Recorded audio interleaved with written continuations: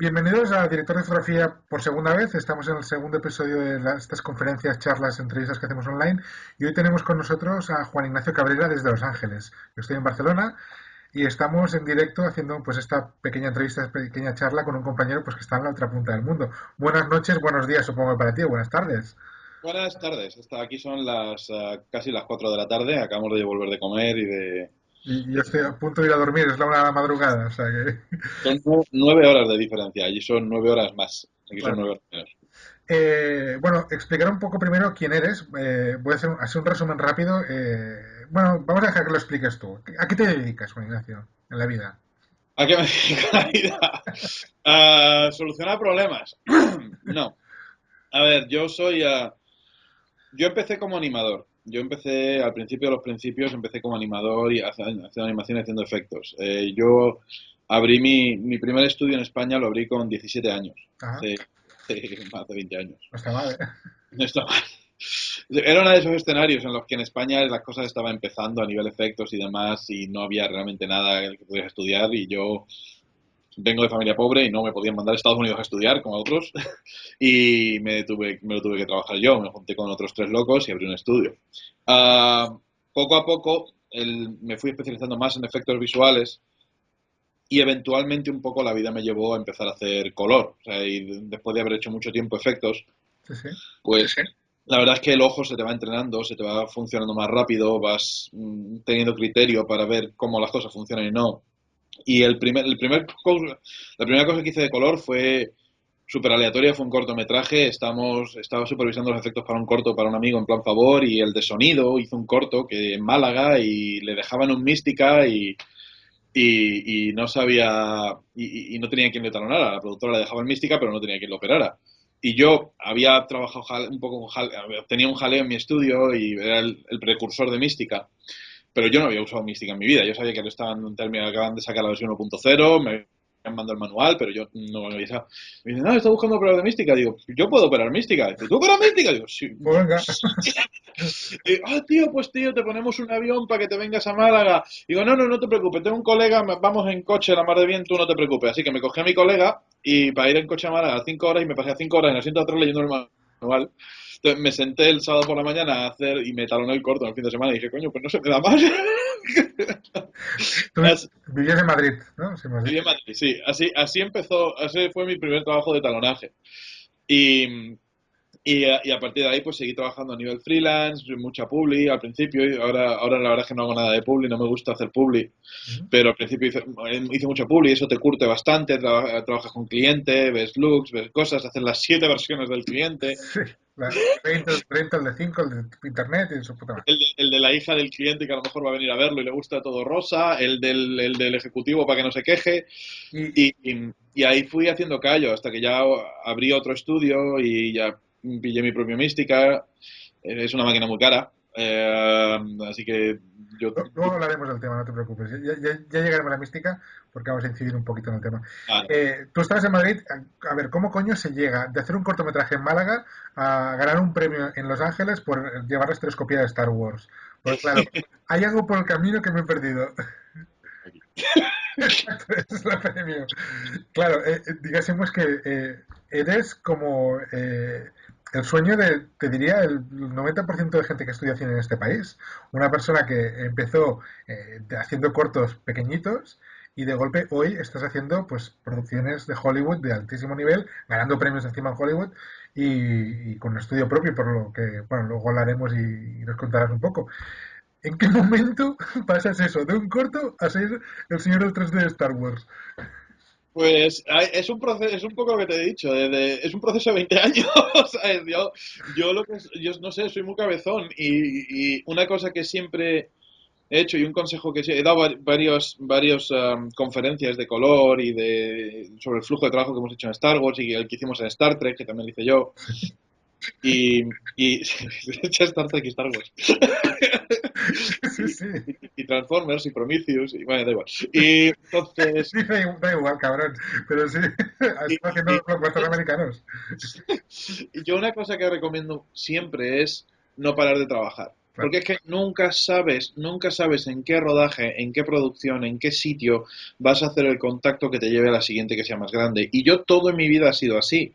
En mi vida prácticamente nunca he hecho publicidad, ¿sabes lo que te digo? O promocionar mi estudio, nada de eso. Casi todo ha sido por el boca a oreja o por hablar con gente y demás.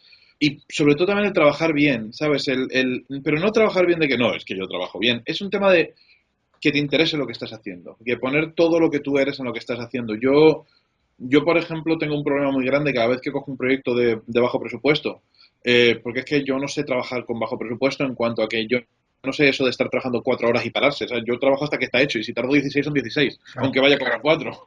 Sí, sí, sí. Y eso que a veces te hace sentir un poco gilipollas, también yo creo que es lo que hace la diferencia, de que cuando esa persona que solo podía pagar 4 de repente tiene un proyecto que requiere las 16, quiere hacerlo otra vez contigo y quiere las 16. Entonces, poco a poco yo fui creciendo en ese sentido. Yo vine para acá también a Estados Unidos cuando SGO vendió el primer Mística aquí. Eh, Él lo vendió para una gente que realmente no tenía mucha experiencia haciendo películas, y, pero realmente habían rodado un concierto en 3D, etcétera, etcétera. Entonces me hablaron conmigo y me dijeron, mira, podemos mandar un demo artist a que les enseñe el sistema, pero les va a enseñar el sistema y no van a saber qué hacer con él. ¿Sabes? Preferiríamos, ya que es la primera venta en Estados Unidos, preferiríamos mandarle a alguien que sabe el proceso completo y que les pueda coger de la mano y ayudarles. Y fue un momento muy curioso de mi vida, porque en la misma semana tuve que elegir, en una semana, tío, en una semana tuve que elegir entre irme a Nueva Zelanda a hacer el Hobbit. Entre irme a Alemania, había un tío que me ponía un estudio con 3 místicas, una burrada y que me ponía la pasta y que hacía lo que yo quisiera. O venirme a Estados Unidos a hacer una peli de mierda. Entonces era como, yo pensé las cosas y digo, mira, en Hollywood, en Nueva Zelanda voy a hacer unas películas brutales y maravillosas, pero voy a desaparecer del planeta por 10 años y luego estoy en Nueva Zelanda. Claro. En Alemania el proyecto suena muy bien, yo nunca he tenido un socio inversor en ninguno de mis estudios ni nada, suena muy bien, pero el día a día tengo que vivir en Alemania, yo no sé alemán, aunque seguramente todo el mundo habla inglés, pero el día a día allí, no sé, no me veo viviendo en Alemania y no sé realmente, o sea, pues a lo mejor es brutal, pero no sé. Y lo de Estados Unidos, digo, mira, es una película pequeñita, pero ya podría empezar a meter la cabeza, Ujú. ¿sabes? Y ya empecé a gestionar todo el tema de mi visa de trabajo. Gestionar una visa de trabajo para venir aquí no es fácil. La gente que dice, no, me voy allí a probar suerte. Aquí no te puedes venir a probar suerte. Aquí tienes que venir con un plan muy bien hecho, informándote de qué visas hay. Las visas se pueden conseguir, pero cuestan dinero y tiempo. Y una vez que ya estuve aquí, pues tuve suerte. Fue una combinación de trabajo duro y de suerte, porque sí, siempre hay un componente muy fuerte de suerte, creo yo, y de saber ver cómo viene esa oportunidad. Bueno, y trabajar, lo que dices tú, estar en el sitio adecuado, en el momento adecuado, no es solo suerte, sino haber llegado hasta ese punto, ¿no? Es decir, tengo un punto de suerte, pero también porque he trabajado mucho detrás, ¿no? No sé. Claro, eso, no sé si era Picasso el que decía eso, que la inspiración me llegue trabajando, y eso es verdad. O sea, si tú estás sentado a que te caiga el megaproyecto encima y poder irte a hacer las Américas o lo que sea, no te va a caer en la vida. Pero si entras a hacer cualquier cosa y ya empiezas a conocer gente, y la gente empieza a conocerte por cómo tú trabajas, ahí es donde la cosa empieza a cambiar. Claro, Y luego te das cuenta también que Hollywood, tú tienes una idea de Hollywood y de cómo se hacen las cosas aquí y de todo eso cuando lo ves desde fuera, pero cuando lo ves desde aquí dentro, Hollywood es mucho más pequeño de lo que te imaginas. En cuanto a que, de la misma forma que en Madrid o en Barcelona se conoce más o menos todo el mundo, aquí acaba pasando un poco lo mismo. claro, Si tú trabajas bien y haces lo que haces bien y empiezas a despuntar en lo que haces, poco a poco la gente se va a dar cuenta. Y vas a empezar, a uno te va a llamar, pues tengo un amigo que está, que no sé qué, no sé cuántos. ¿Sabes? Y de repente te das cuenta que tienes 1 o 2 grados de separación con gente brutal. O sea, yo no se me olvidará en la vida un día que estaba yo haciendo un día que estaba yo haciendo una tontería para el conformado de Star Trek, o todavía estaba dando una formación en Barrobot o algo así, era una cosa muy tonta, ¿vale? Y, y yo estaba como en una esquina en el theater y no estaba pendiente de las cosas y de repente alguien entró en el theater y empezó a hablar y reconocí la voz, pero no sabía muy bien quién era. Y me asomé así a ver quién era y era Spielberg. Y claro. me quedé, coño, está Spielberg ahí. ¿Sabes? Sí, sí, claro. ¿Sabes? Sí, O un día que vino Tom Cruise a revisar una cosa de Misión Imposible Y entró y se me acerca y dice, hola, muy buenas, soy Tom Cruise. Y yo como, ¿y qué le digo? ¿Ya lo sé? ¿O soy Juan? ¿O qué? Sí, no, no, es lógico, a la que llegas a ciertos niveles y algunos, y en este sector, pues no es todo tan grande, no es todo tan difícil ni tan imposible. Sí que es cierto que pues desde la distancia, en este caso, pues yo estoy en España, evidentemente, también he trabajado alguna vez fuera, en Los Ángeles solo una vez, pero mucha gente que está empezando y que seguramente nos estará viendo, gente que esté en Perú, Bolivia, Chile, España, da igual, el país, esta esperanza de que trabajando es posible llegar lejos, es una de las cosas que yo creo que hay que transmitir también, ¿no? Porque lo que tiene que quedar claro es que hay que trabajar mucho y hay que ser muy bueno. Eso sin lugar a dudas. Y es más importante trabajar mucho que ser muy bueno. Te digo, porque eventualmente el ser bueno se consigue con experiencia y la experiencia es trabajo. Es tener capacidad de evolución y capacidad de aprendizaje. O sea, la postproducción, de la misma forma que cámara y que todos los otros oficios del cine, es el día en el que tú dejes de aprender es el día en que empezarás a morir. Claro. ¿Sabes? Si tienes que estar continuamente aprendiendo, continuamente renovándote. Y en mi caso, o sea, yo no tengo amigos poderosos, bueno, ahora sí, tengo pero A ver, enseña otra vez el premio de Star Wars, que con eso te abre muchas puertas, ¿sabes? yo no tenía amigos poderosos, no vengo de una familia de dinero, no he conseguido que me compren el billete para ningún lado, ¿sabes? Ha sido todo muy gradualmente y muy peleándolo mucho. Y Lógico. muchas veces para mí el salir de España es lo que en mi caso tenía que pasar y tenía que hacer, pero también yo cuando salí de España tenía un estudio que funcionaba maravillosamente bien y cuando todo el mundo las estaba pasando canuta, mi estudio funcionaba. O sea, lo que te digo, entonces muchas veces tampoco hay que obcecarse con el salir fuera por salir fuera. Hay veces que puedes hacer que las cosas funcionen estando donde estás, Claro. ¿sabes? Ya sea España, un Bolivia, Sí, donde sea. cualquiera de las personas que nos vende de cualquier parte del mundo. Hay muchas cosas que se pueden hacer. Y luego, por supuesto, el abrirse a nivel internacional nunca está mal. Hay gente que a lo mejor de repente llega a Los Ángeles y la ciudad no le gusta porque hay que coger el coche para todos lados y nada, y no sé qué, no sé cuánto, y otra gente que le encanta. Claro. Entonces, tienes que estar donde te encuentres cómodo. Yo aquí me siento como que me habría gustado haber llegado hace 15 años. No, un poquito más en tu día a día, ¿trabajas como freelance, entiendo? ¿O tienes estudio propio y te contratan? Las Eh, dos cosas. o sea, ¿tienes estudio? El estudio que estamos viendo detrás tuyo es tu estudio de postproducción, ¿no? Sí, está la sala pequeña. Claro, Nos acabamos de mudar, o sea, sí. nos acabamos de mudar hace 2 semanas literalmente, en un estudio chulísimo en Magnolia Boulevard y este edificio es una salvajada, son 2 plantas, tenemos un theater, No está mal. no, tenemos un, ¿cómo se dice, coño? Un recording stage Un de, poquito. Sí. sí, pero de grabación de musical enorme, que Ah, creo que ahora mismo es o el más grande o el segundo más grande de Los Ángeles. Y dato muy curioso, en este edificio, que esta ha sido la primera vez en mi vida que tengo un socio inversor para hacer cosas y demás, en este edificio se mezcló la primera película de Star Wars, qué bueno. lo cual es una cosa muy curiosa. Sí, sí. Y entonces, este es mi estudio y aparte de hacer las películas grandes y los proyectos grandes, a mí me gusta mucho estar en contacto con el mundo indie, con series, con cosas. A mí me lleva mucho el trabajar con gente chula, con buena gente y con buenos proyectos. Y si son buenos proyectos, el proyecto no tiene que ser 100 millones de dólares para que a mí me interese. ¿Sabes lo que te digo? Claro. Y yo creo, porque muchas veces de los proyectos pequeños se aprende más y puedes probar cosas más locas. En un proyecto grande, en un proyecto de 180 millones, todo el mundo está muerto de miedo de que alguien cometa un error y que pierdan dinero. Entonces todo es, o sea, todo es, Vamos en catalán se dice trempar a la gente un poquito. Dinos películas que hayas hecho, va, que la gente se va a poner así como contenta de saber. vale, Cuéntanos. de adelante para atrás, la última, 10 Cloverfield Lane, ¿Mm? Star Wars, En España. Force Awakens, eh, la anterior supongo que sería Star Trek Into Darkness, o entre medias he hecho Joe Dirt 2. No has visto porque no has traído la uno yo la tengo en DVD. Joe Dirt 2. De hecho, parte de los efectos los hice con estudio español. Ah, muy bien. Ah, Star Trek Into Darkness, Prometheus, Transformers Age of Extinction, no sé si lo he dicho ya. No, aún no lo has dicho. La Transformers, la cuarta. Un poquito de Amazing Spider-Man.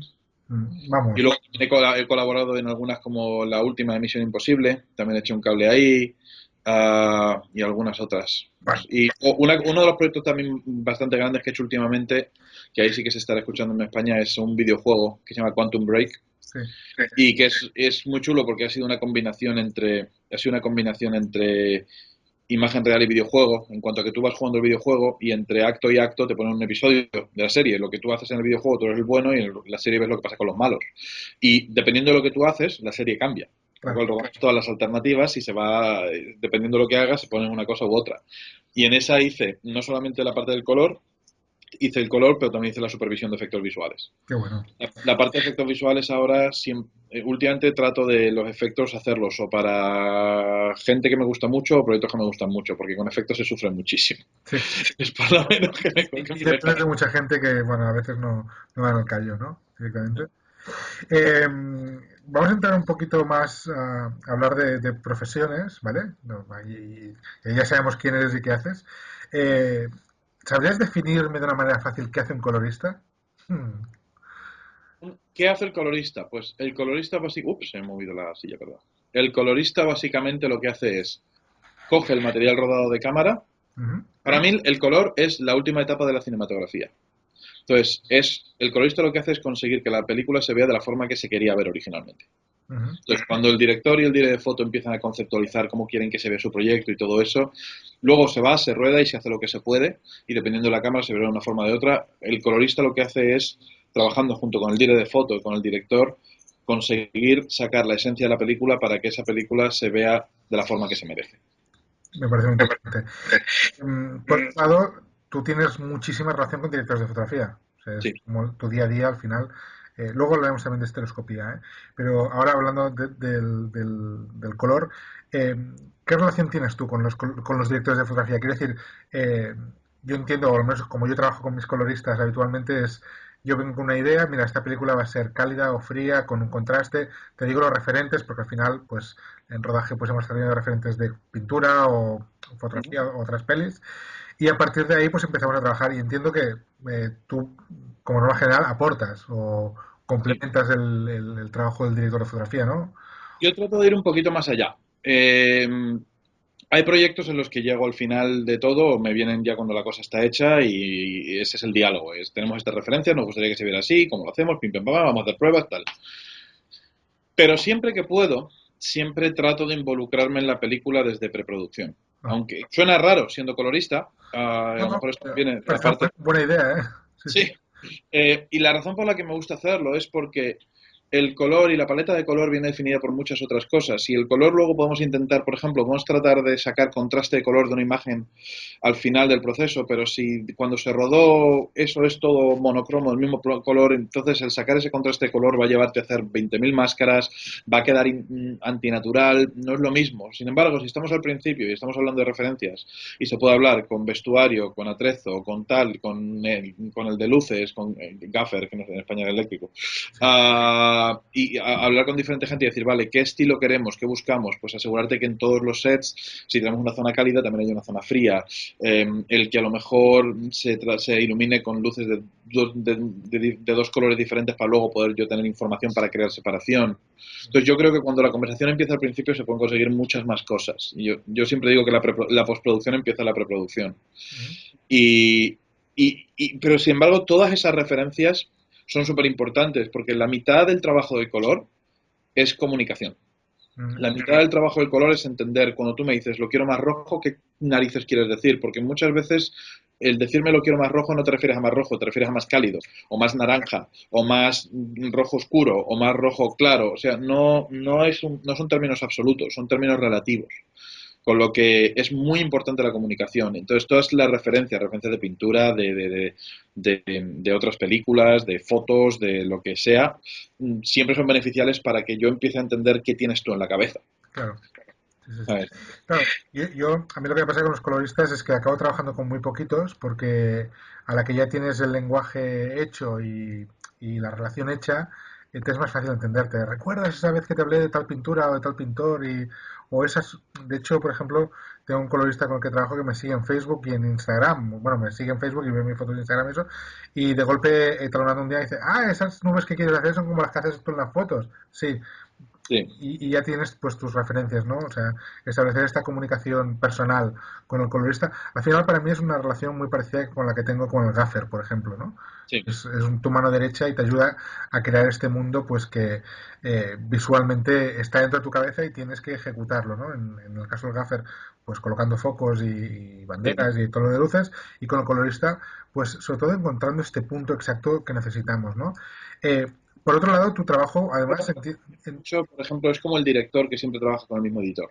sí, Muchas veces lo digo. Hay veces que cambian a otra película porque es un estilo completamente diferente, pero ves muchas veces el director que siempre tiene su editor, porque es lo que tú dices, se llega a un lenguaje común en el que ya puedes tirar de ejemplos que se pusieron en otras ocasiones, ya te sabes las vueltas. Yo, por ejemplo, ahora, ayer mismo, mandé una referencia de color para un director amigo mío que está rodando en Puerto Rico y todavía sigue rodando, pero yo estoy preparando el teaser para la serie, es una serie que va a salir, muy chula, por cierto.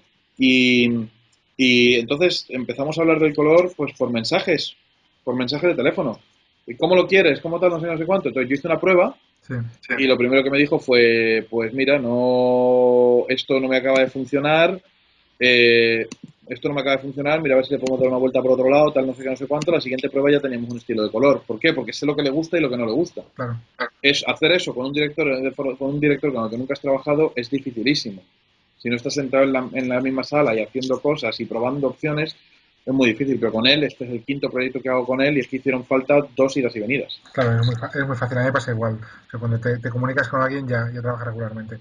Por otro lado, el trabajo de colorista para mí tiene otra importancia y no es solo la parte artística, porque, claro, director de fotografía para mí tiene la parte artística y luego tiene la parte técnica, ¿no? De, como directores de foto, tenemos la responsabilidad de que las películas se vean como se tienen que ver en los cines y para eso los coloristas precisamente sois los que tenéis muchísima importancia. Quiero decir que una vez en ese monitor que tienes al lado de golpe se ve bien, eso cuando llegue a las salas de medio mundo, y además en tu caso, que puedes hacer una película que se estrene tranquilamente en 50.000 cines de todo el planeta, tiene que verse bien.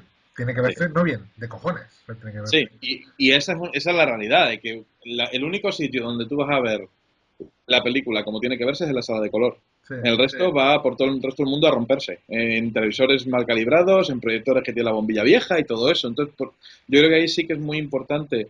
Pero yo en ese sentido siempre hablo mucho de que es importante tener buen monitor. O sea, yo, por ejemplo, con este monitor estoy encantado de la vida. Es un Flanders CM250, un OLED, que al principio me friqueó muchísimo porque es el primer OLED con el que había trabajado, pero luego le pillé el punto y me gusta muchísimo. Uh, pero, por ejemplo, yo no me gusta hacer una película en un monitor pequeño. Aunque haga pretalonajes o lo que sea, yo siempre tengo que verla proyección. en proyección calibrada. Y yo se lo he dicho a mucha gente muchas veces, digo, mira, si no tenéis los $6.500 que cuesta un monitor de referencia que os podéis fiar y tenéis 1.000 pavos para un Dreamcolor o 300 pavos para un monitor de casa, alquilaros aunque sea una sonda de color o acercaros a alguien que sepa calibrar y calibradlo. Porque la cosa es que una vez que tú calibras algo, tú puedes hacer lo que quieras.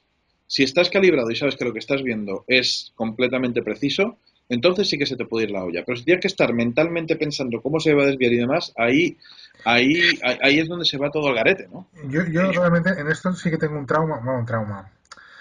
Es que por muy... Todos traumas con el tema de calibración. No, Todos. es que al final la cuestión es de tú calibras, te pones un monitor de gama alta, ¿no? Un OLED como tienes tú, o una sala de proyección con un proyector de esos de gama, un Christie de gama alta, lo que quieras, ¿eh? Pero luego lo ven en casa con la ventana, con la tele apuntando a la ventana, con la pantalla curva, que todos son reflejos, con el modo de la tienda y menuda depresión, ¿no? Porque, Sí, es una depresión. Pero yo, por ejemplo, empiezo a hacer una cosa, y es que eh, muchas veces cuando tengo un director o lo que sea, como por ejemplo ahora mismo me ha pasado con Ben, este amigo mío que está en Puerto Rico, cuando no puedo controlar en qué pantalla lo van a ver, lo que hago es se lo mando a través de Vimeo con password al iPhone. claro, porque por lo menos esa pantalla sé más o menos cómo se va a ver, no se desvía tanto. Entonces ahí puedes controlarlo. Cuando de repente tú te mandas a un director y lo ves en un monitor, como tú dices, curvo, con reflejos de día y que está con el setting de interpolación de imágenes y con el autocontraste y te dice que se ve fatal. La culpa es de ustedes. Es curioso que me digas eso porque eres la tercera persona en 48 horas que me dice que está usando como herramienta de visionado iPhones y iPads, porque realmente todos más o menos están igual calibrados. Sí, Y si en tu iPad se ve bien o en tu iPhone se ve bien, luego cuando lo mandes al del director se va a ver muy parecido a lo que tú has visto en tu iPhone. se ve muy parecido, sobre todo entre iPhones de última gama. Si tú comparas, por ejemplo, la pantalla de un iPhone 3 con un 4 o un 5, ahí hay diferencias, pero ahora mismo una diferencia de la pantalla de un 5 5S a un 6 6S, que la mayor parte de la gente tendrá entre el 5 y el 6, está muy cercana. Lo que sí que es muy importante es entender que conseguir que la conversión de espacio de color pase bien. Tú, por ejemplo, ahora en una película o una serie estás trabajando en un espacio de color REC 709, que es HD, y cuando se ve en un iPhone es un sRGB. ¿Vale? Entonces hay players y hay programas que hacen mejor el trabajo que otros. Yo, por ejemplo, casi siempre que convierto a H264 lo hago con un programita que se llama Handbrake, que es gratuito Ujú. y que la corrección de curva de gama la hace maravillosa. Y siempre pido revisar con Vimeo, porque cuando yo he subido cosas a YouTube he notado muchas más diferencias que cuando a lo mejor eso lo han cambiado, pero digamos que como tú tuve mala experiencia, así que no lo he vuelto a usar.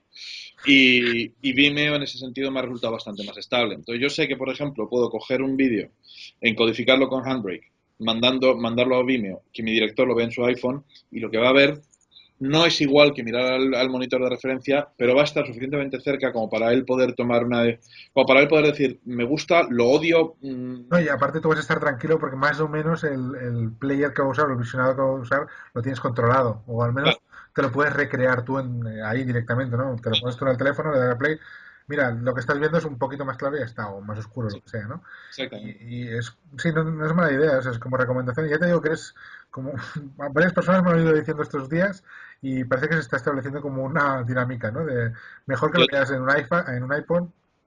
yo te digo, yo ya llevo 3 proyectos en el que los dailies directamente se pasan, el último fue en Microsoft Surfaces, porque los iPads no daban para el tamaño de los ficheros y cargar el fichero era más complicado y el Microsoft Surfaces lo metes en una tarjeta y ya está. Sí. Película muy grande en la que he trabajado últimamente, que todo el revisado de dailies se hizo con Tablet. Surface. Sí, sí. Sí, no, evidentemente está cambiando no solo en casa, sino también a nivel profesional estas cosas. Hablando de dailies, a mí había una cosa que me preocupaba para los que venimos del cine de toda la vida. Yo vengo del fotoquímico y claro, en su día nosotros, tú rodabas, mandabas el material al laboratorio a revelar y al día siguiente por la noche, cuando acababas un día de rodaje, te ibas al laboratorio con el equipo y veías pues el material del día. Esto se ha muerto como tal. Hay otras maneras de hacerlo. O sea, ahora No se ve en el hotel en tu iPad. claro, estamos, pues con Ovide estos días estamos trabajando con su Smart Assist, que tiene el QTake integrado, que claro, tal como estás haciendo las capturas del Video Assist, te está generando unos proxies que te los están enviando directamente a la tablet o al iPhone o a lo que sea, ¿no?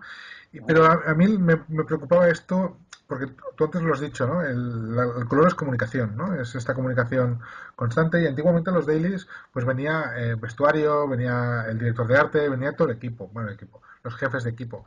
El hecho de que se hagan tablets ya no es una... Se pierde esa socialización, ¿no? Del visionado en común. En pruebas de cámara sí que se hace, pero yo creo que es una de las cosas que de reflexión, ¿eh? No creo que haya una respuesta sobre eso. Pero igual hay que empezar a plantearse... Yo sí que creo que hay una respuesta.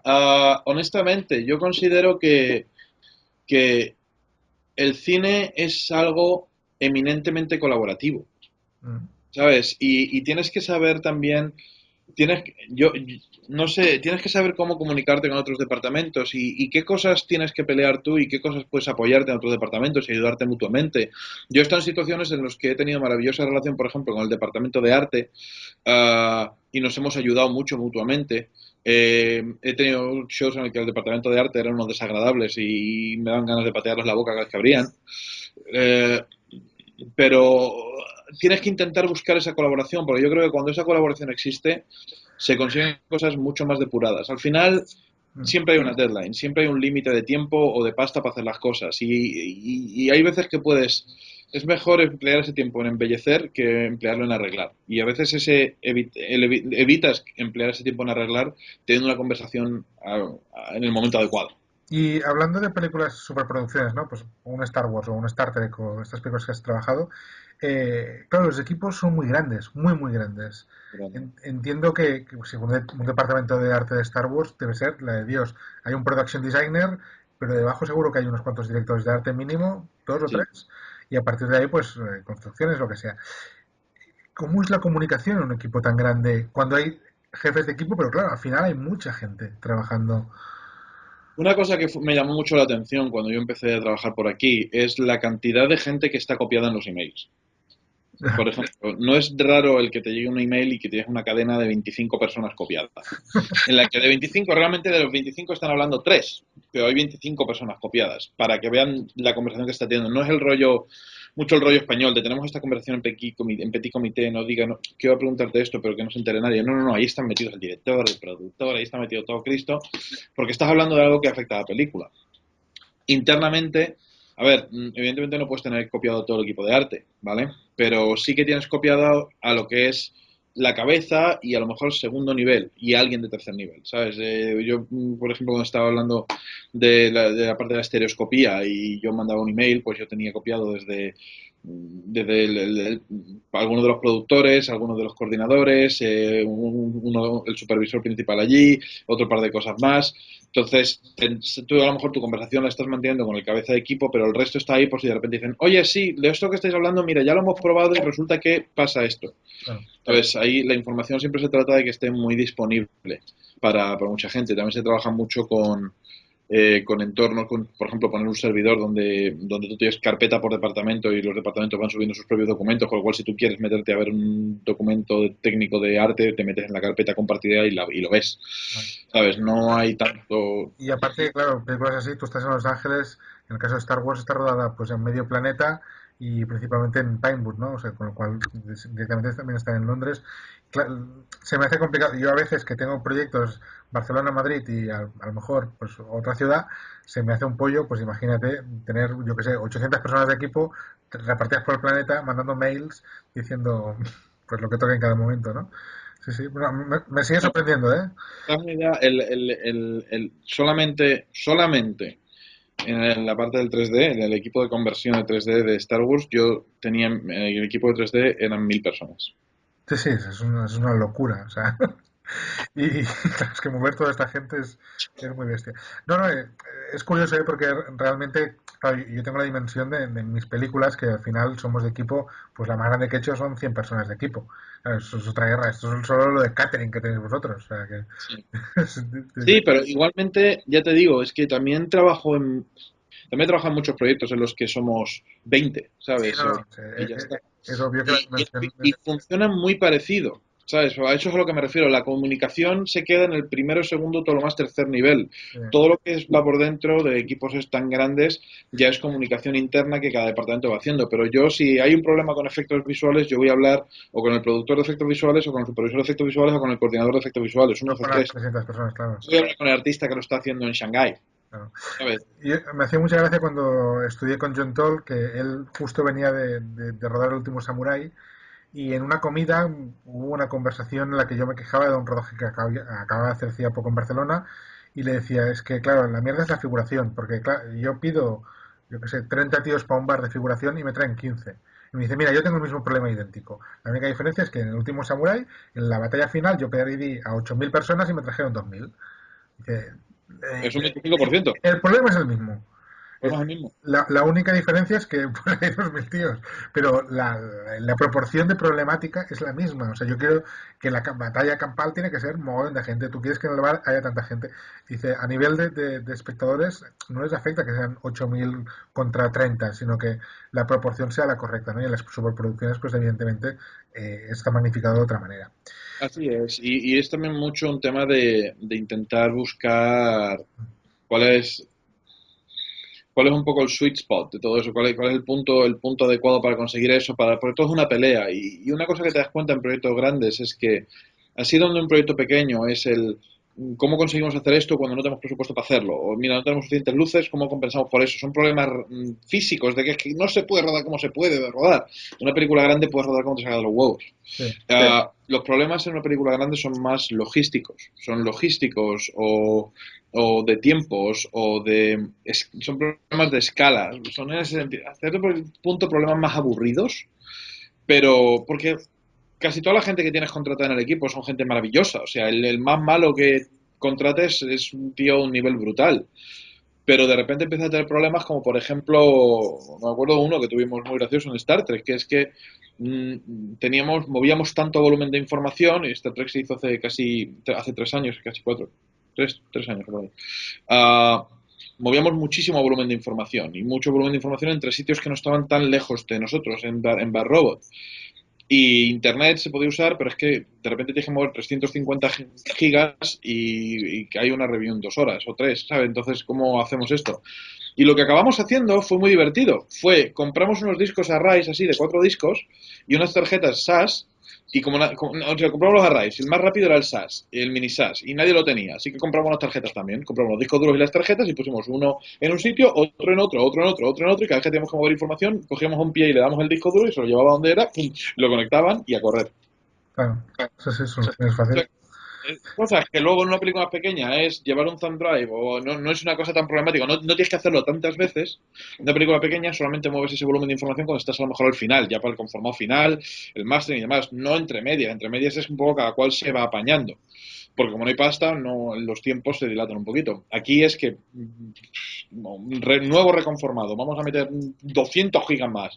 Vamos a hacer un DCP que tienen que ver en Nueva York porque es que JJ está haciendo una conferencia en Nueva York y tiene que ver el último corte. Hostia, tenemos que hacer un DCP corriendo melodías de lo que hay de la película hoy para que lo vea mañana en un cine que han pillado allí. ¿Sabes? Sí, sí. Volviendo al tema del color profundizando un poquito más en el tema de la corrección, eh, claro, una de las críticas que se hacen masivamente a los grandes blockbusters son las modas de color, ¿no? Bueno, en el caso del Teal Orange quizás es el más conocido de todos, ¿no? Y tú has participado en alguna de las películas que es el rey del Teal Orange, básicamente Transformers, que es básicamente la... En Transformers yo hacía el 3D. Yo hacía el 3D. Yo no tengo nada que ver con el Tía Lorenzo, no tengo mucho amor por esa forma. Claro, entiendo. Además he visto trabajos tuyos de colorista. Luego pondremos por aquí algún link de cosas que has hecho y Vale. si tienes reels y estas cosas. No, te preguntaba no tanto porque lo hayas hecho tú, o porque lo vives un poquito más de cerca. El tema modas de color, ¿cómo lo ves? ¿Crees que es algo útil? Porque de golpe ahora viene, no sé, supongo que a ti ya te ha llegado el impacto porque a mí me ha llegado en publicidad y me ha llegado otro, que ahora todo el mundo quiere hacer el look Lubeski, ¿no? O sea, todo aquí en el mundo Revenants y cosas así. Eso, Y, el Luke Lubeski, que es rodar como sea y luego tener un colorista haciendo 300 máscaras y no agradecerle en los Oscars. por ahí, Ah, seguramente. no, yo pregunto. Sí, sí, puede ser eso. Sí, no, pero a nivel práctico, yo creo que durante años nos hemos encontrado pues que las modas visuales, quien la arranca está muy bien. Por ejemplo, quien arrancó el Teal Orange, pues guay, pero los 200 que vienen después, ya no. O sea, y Para esto, a mí esa moda se sufre mucho. Y sobre todo cuando trabajas con directores o con directores de foto que no tienen una idea fuerte sobre qué quieren hacer y quieren que su película se parezca a algo. Entonces ahí es cuando ahí puede empezar el problema. Yo personalmente considero que cualquier moda de color va en contra del propósito del etalonaje. Porque considero que el etalonaje es el proceso por el cual tú redescubres el alma de la película, de la historia, ¿vale? Y, y si esa historia la vas a forzar a que se vea igual que otras 10 historias que no tienen nada que ver con la tuya, ujú, entonces el color no te está haciendo mucho más aparte de que se vea bien o que se vea cool. ¿Sabes lo que te digo? Sí, el color hace que se vea súper guay, pero no te está ayudando a narrar. claro, Te está ayudando a contar la historia, te está ayudando a llevarlo para adelante, ¿no? Y entonces yo creo que esas modas es un poco. Yo siempre trato de evitarlo. Si tú ves, por ejemplo, alguno de los trailers de Quantum Break, verás que, por ejemplo, tengo secuencias en las que tengo cianes fuertes, tengo teal and orange en algunos momentos, pero es que los uniformes de los soldados son naranja y el entorno es azulado. No hay ¿Sabes? posibilidades. No lo trato de forzar, pero primordialmente la serie tiende a tener tonos fríos, no tanto el rollo súper brillante, súper contrastado, etcétera, etcétera. En otros proyectos, el que tengo aquí detrás, por ejemplo, es un proyecto de una película indie. En este caso, por ejemplo, fuimos a por un look Hollywood un poquito aposta, ¿sabes? Porque es una película que era una película pequeñita y que lo que querían era que en un momento dado esta película va a estar compitiendo. Entonces es un poco de valorarlo por las dos formas. Por un lado, yo creo que el color tiene que estar al servicio de la historia, que no puedes simplemente forzar algo porque sí, pero hay veces que las razones por las que te mueves a un estilo pueden ser comerciales. Claro. Porque de repente dices, vale, esto está acostumbrado, la gente está acostumbrada a que este look se nota más caro, se nota que esto es como más grande, pues entonces lo aproximas un poquito. Pero luego, por ejemplo, si tú no puedo enseñártelo ahora porque además todavía la peli no ha salido, pero la última secuencia de la película esta está hecha en verdes y amarillos, Sí, sí. completamente, porque era una zona, un momento súper... O sea, cuando esto esté fuera lo verás. Pero, no sé, o sea, creo que tiene que estar al servicio de la historia siempre que se pueda. No, sin lugar a duda, pero ciertamente hay muchos usuarios, sobre todo gente que empieza, gente que hace cortos, que quieren looks concretos, que son muy copiados. Yo también pienso en la personalidad propia, ¿no? Y ya no digamos, pues, quien coge un Magic Bullet y le pone el plugin me parece que le llaman Blockbuster directamente, y cosas así, ¿no? Gente que empieza y gente que hace cortos. A ver, chicos, las LUTs que os venden en las páginas web son mentira. Son todas mentiras. Primero hay que iluminar como Dios manda. Para No usar, solo eso, sino que cualquier LUT que os vendan y os ponen la imagen al lado de cómo se va a ver.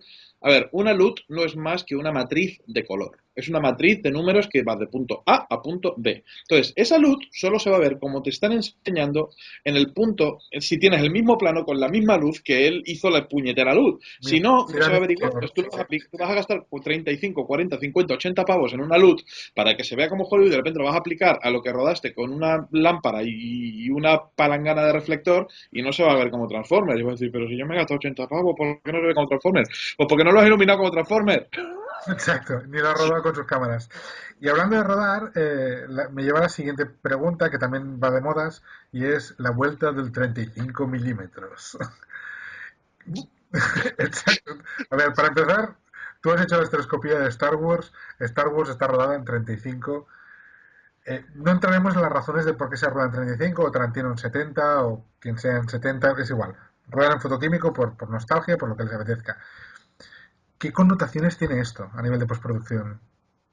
Bueno, de entrada, decir que el cine analógico no existe. Ujú. O sea, ya no existe. O sea, todo lo que se hace es cine digital. No importa que ruedes no importa que ruedes en 35 milímetros, a menos que te lo vayas a llevar a una truca y vayas a llevar un proceso fotoquímico, tu película es digital. Si tú vas a una sala de color, tu película es digital y vas a estrenar en DCPs, aunque luego saques 10 copias 35 milímetros o 65 milímetros para los 4 cines que lo tengan, vas a estrenar en DCP. Entonces, el cine hoy en día es digital. El utilizar una película, el utilizar 35 milímetros para mí ahora mismo no es más ni menos que una elección estética. O sea, es que te gusta un poco la estética, como se ve tal. No es una elección de calidad. El 35 milímetros tiene menos resolución que el HD.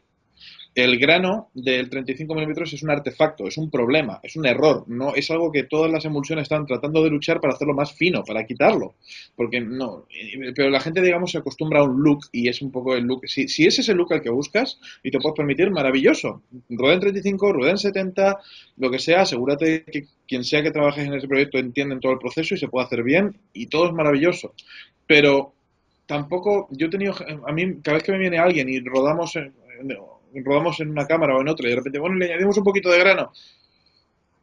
¿Qué estás tratando de esconder? ¿Sabes? O sea, vale, sí, te añade esa textura, ese tal, ese no sé qué. El look fílmico se consigue a través de la iluminación, a través de tratar el color de la forma adecuada. Si lo tratas como si fuera digitaloso, como una Handycam, como una cámara de casa, y el color lo haces mal y luego le tiras un grano encima, no va a parecer porque tenga grano 35 milímetros. No, no, yo soy los que defiende añadir textura, pero siempre, yo por ejemplo, cuando añado textura de 35, los sedes de rodaje, y una de las cosas que hago es, para que parezca 35, ya que hay que emular eso, y no puedo rodarlo de verdad en 35, es proteger las luces altas, cosa que el 35 haría. O sea, Claro. que le doy todo el rango dinámico a las luces altas para que ninguna ventana salga reventada, ninguna nube, y el hecho de que se mantenga el rango en el rollo de fotoquímico, cuando le añades el grano, es donde puedes conseguir esas estéticas, evidentemente Y sin que usar se luz. percibe como ese look de 35 milímetros. Exacto, que se puede llegar a emular, no del todo, pero bueno, bastante cerca. Bueno, hay muchas pelis que cortan de 35 digital sin problema. Star Wars mismo tiene un montón de planos alternando digital y 35, No tantos, ¿no? no tantos, la verdad, no tantos. Cuando tiene que Star ser el Trek, halcón milenario volando.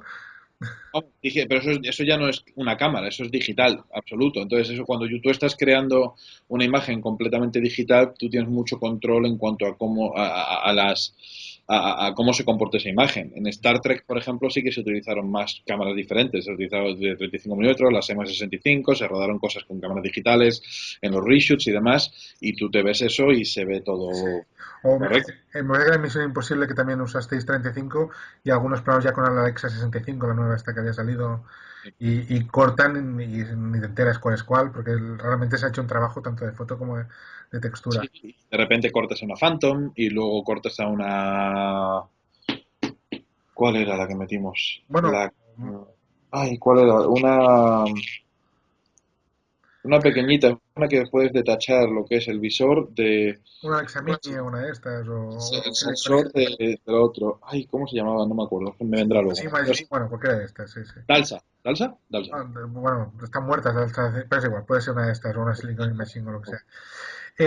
Sí, sí, no, o la prueba está en Mad Max, ¿no? Que ahí meten todas las cámaras del mundo y con un buen colorista y un telefoto sabiendo lo que se hacen, es muy Sí. difícil ver cuál es la diferencia entre cuál es cuál, ¿no? Es que ahí está. O sea, yo para mí el rodar con una cámara u otra depende de dos cosas. Estética y logística. Ujú. Si hay veces que es que no puedes rodar con la cámara que necesitas porque es que es demasiado grande y necesitas una cámara más pequeña o una cámara más rápida. Y hay veces que te gusta la estética de una y no de otra. O sea, para mí es estética y logística. Y ahora ya menos. Al principio también el flujo de trabajo. O sea, el flujo de trabajo que vaya a seguir con esa cámara, para qué tal. Hoy en día yo creo que están todas bastante homogeneizadas y no hay tantos problemas de eso.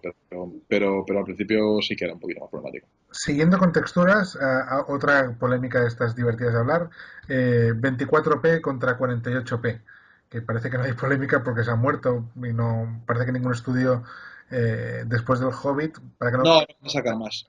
Ahora van a sacar para bastante quien no más. lo conozca, básicamente al duplicar los fotogramas, al trabajar 48 fotogramas por segundo, la imagen es fluida y tiene esta sensación pues como más televisiva, más de informativos, ¿no? Que el vídeo no parpadea cuando hay movimientos, ¿no?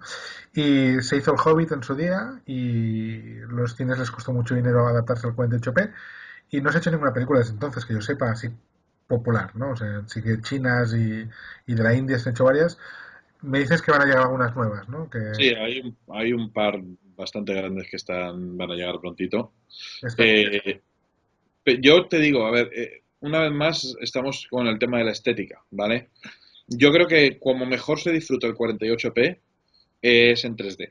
O sea, cuando tú ves 48p en 3D, eh, tu cerebro tiene mucha más información para llenar los huecos de la estereoscopía, sobre todo cuando la estereoscopía es nativa, especialmente, ¿sabes? No estereoscopía convertida. Como una convertida a 3D una película en 48 es un infierno tremendo. Ah, pero cuando estás rodando propiamente en estereoscopía y rodas en 48p y demás, das mucha más información al cerebro y puedes percibir mucho mejor muchas más cosas. Yo creo que ves más. Y claro. sí que es verdad que al principio se ve un poquito extraño. Yo todavía me acuerdo del principio de Hobbit cuando lo ves andando y parece que está andando acelerado. Pero una vez que ya estás metido en la película, yo creo que te acostumbras, ¿sabes? No creo que sea para toda la película, pero es que no creo que nada sea para todas las películas. Yo una cosa que defiendo mucho es que cada película necesita su propio estilo, su propia forma de trabajar, e incluso su propio flujo de trabajo. Yo conozco muchos estudios muy grandes que tienen un flujo de trabajo fijo y es el flujo de trabajo que utilizan para todas sus películas. Y sin embargo, yo, cada vez que hago una película nueva, grande o pequeña, siempre de alguna forma rechequeo mi flujo de trabajo para ver si ese flujo de trabajo es el adecuado para esa producción o tengo que cambiar alguna cosita para ayudar. Y yo creo que ahí está la gracia, el que no todas las películas son iguales, no todas las puedes meter en el mismo saco y tienes que adaptar adaptar cada cosa a lo que se necesita, ¿no? Sí, sí. Y Al yo, final vamos a estar hablando de filosofía, no vamos a hablar de color, pero bueno, no, pues es que también tampoco me siempre importa. todo así, ¿eh? Tengo aquí una lista de preguntas que habrá que hacer una pasada de todo lo que nos pregunta ayer la gente. Vamos a hacer una segunda pasada o algo, un segundo No te vídeo. preocupes. Oye, en YouTube caben horas, o sea que no te preocupes que Si tenemos va a haber espacio un de de sobra. parte, te voy a pedir que cortes a lo mejor. Ah, bueno, yo te lo paso para que decidas. Eh, a nivel práctico, yo en los 48p tengo una esperanza de que la cosa llegue a más de 48, que llegue a 100p y que sea frame rate variable, que esto ya es otra guerra, pero parece que varias empresas especializadas en el tema están Sí. trabajando en ellos. Veremos a qué llega. Ahora has mencionado el 3D. ¿Cómo ves la estereoscopía tú ahora? Porque claro, desde el punto de vista, yo que he producido mucho 3D en España, el 3D se ha muerto de golpe. Pero resulta que no, que en Hollywood seguís produciendo estereoscopía sin parar, en cine, no en otros sectores. El problema principal que hubo con el tema del 3D es que la gente trató de subirse al carro. Y hacían producciones, mayormente, muchas veces las producciones que se hacían eran malas, en mala calidad, simplemente eran 3D sin los equipos adecuados, se utilizaban rigs baratos para que fuera 3D aunque se vea mal. Eh, Y eso es lo que digamos que quemó, yo creo, el mainstream. Pero se lleva haciendo películas en 3D 100 años. El 100 años el 3D no se ha muerto. Tú te ves ahora Hitchcock hizo películas en 3D, por Dios bendito, lo tienes ahí en una bolsa detrás. ahí O sea, está. Hitchcock hizo películas en 3D y tú te ves una película de Hitchcock en 3D con la tecnología de hoy en día, porque el problema antes era la exhibición. La exhibición era muy complicada, con gafas anaglifas y con toda una serie de problemas. Este tema puedo hablar muchísimo también porque es que además tengo un amigo, un muy buen amigo mío, Eric Kurland, que está ahí buscando financiación para abrir un museo del 3D aquí en Los Ángeles y me ha llevado a su Batcueva, donde es el sitio mismo que tiene todas las cosas ahí desplegadas y entre otras cosas tiene el rig de cámara de 35 milímetros que utilizaban en las películas de Hitchcock. ¿Sabes? O sea, un cacharro enorme. Entonces, tú te ves una de las películas estas antiguas con la tecnología de hoy en día, bien, ves el 3D y el 3D es maravilloso. Sí, sí, sí, No es que de repente ahora, hace 10 años, descubrimos cómo hacer 3D, no. bueno, No, se lleva intentando hacer 100 años y a veces hay gente que lo va haciendo. Entonces, cuando tú te ves, el problema de hacer 3D es que si lo haces, lo tienes que hacer bien. Y no solamente bien a nivel técnico, sino que tienes el lenguaje narrativo en 3D es ligeramente diferente al lenguaje narrativo en 2D. El pato pato haciendo diálogo con el otro en escorzo que se ve desenfocado, eso en 3D no funciona. Eso es un recurso en 2D para que sepas en qué espacio estás.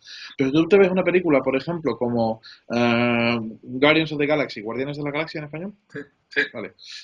Tú te ves esta película y pese a que fue convertida en 3D y no se rodó en 3D y todo lo que tú quieras, la película está diseñada para que visualmente funcione en 3D. Planos amplios, perspectivas, espacios, diálogos viendo por puntos de vista, no tanto por escorzos, movimientos. Entonces, claro, igual que La vida de Pi y otras muchas películas que tú lo ves y, y se agradece más verla en 3D. ¿Sabes? Lo que no funciona es cuando tratas de hacer todo 3D.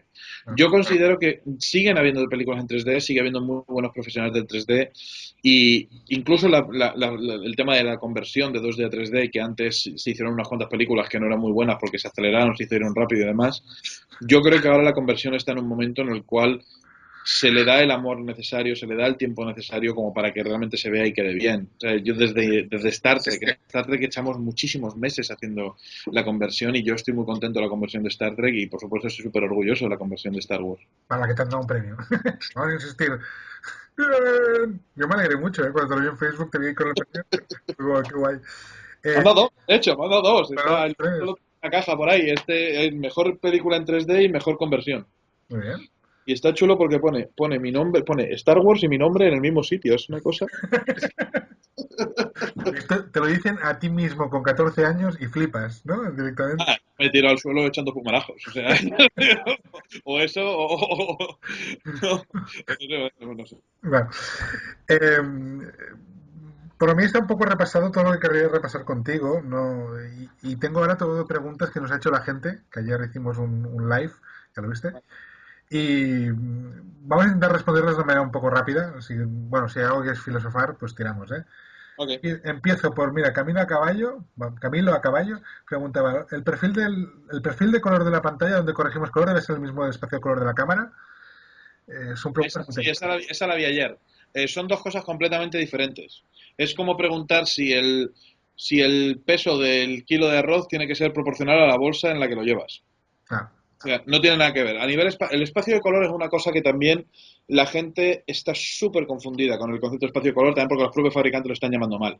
Espacios de color no hay tantos. Pero es que Rec 709 no es un espacio de color, es un gamut, que está dentro de otro espacio de color diferente. El espacio de color es cuando cambias la forma en la que se analiza el espacio. Por ejemplo, eh, YUV, o sea, el anterior de los 422 de las cintas, RGB y X y Z son tres espacios de color. Son tres espacios de color diferentes. X y Z es lo que funciona en las proyecciones, RGB es lo que funciona prácticamente todo lo demás, y YUV es luminancia más dos componentes de crominancia, es lo que funcionaba en las cintas, que se ideó como una forma de comprimir la imagen, Para realmente, televisión, básicamente, sí, sí. a comprimir el ancho de banda. Entonces, el resto son especificaciones de Gamut. Y hoy en día las gamut, curvas de gama, etcétera, son transformaciones de color para conseguir empacar el color dentro de la capacidad del sensor o de la capacidad de la pantalla, ¿vale? Entonces, tú realmente eso lo puedes transformar, más aún hoy en día. Por eso, una de las primeras cámaras que empezaron haciendo esto fue Red, en la cual la Red realmente solo graba de una forma. La gente se empieza a poner, empieza a cambiar settings y cosas, y no, más temperatura de color, más no sé qué, todos esos metadatas, es interpretación de la única forma en la que rueda la cámara. La única forma de cambiar la forma en la que rueda la red es ponerle algo delante de la óptica o cambiar la cantidad de luz que entra. Esta. Y entonces, esa metadata lo que hace es cómo quieres estirar y modificar la señal para que se vea de una forma parecida a la que tú quieres. Yo esa metadata como colorista la puedo manejar, la puedo cambiar. Me da igual que tú hayas rodado en lineal, en logarítmico, en tal, no sé qué, porque yo eso lo puedo transformar.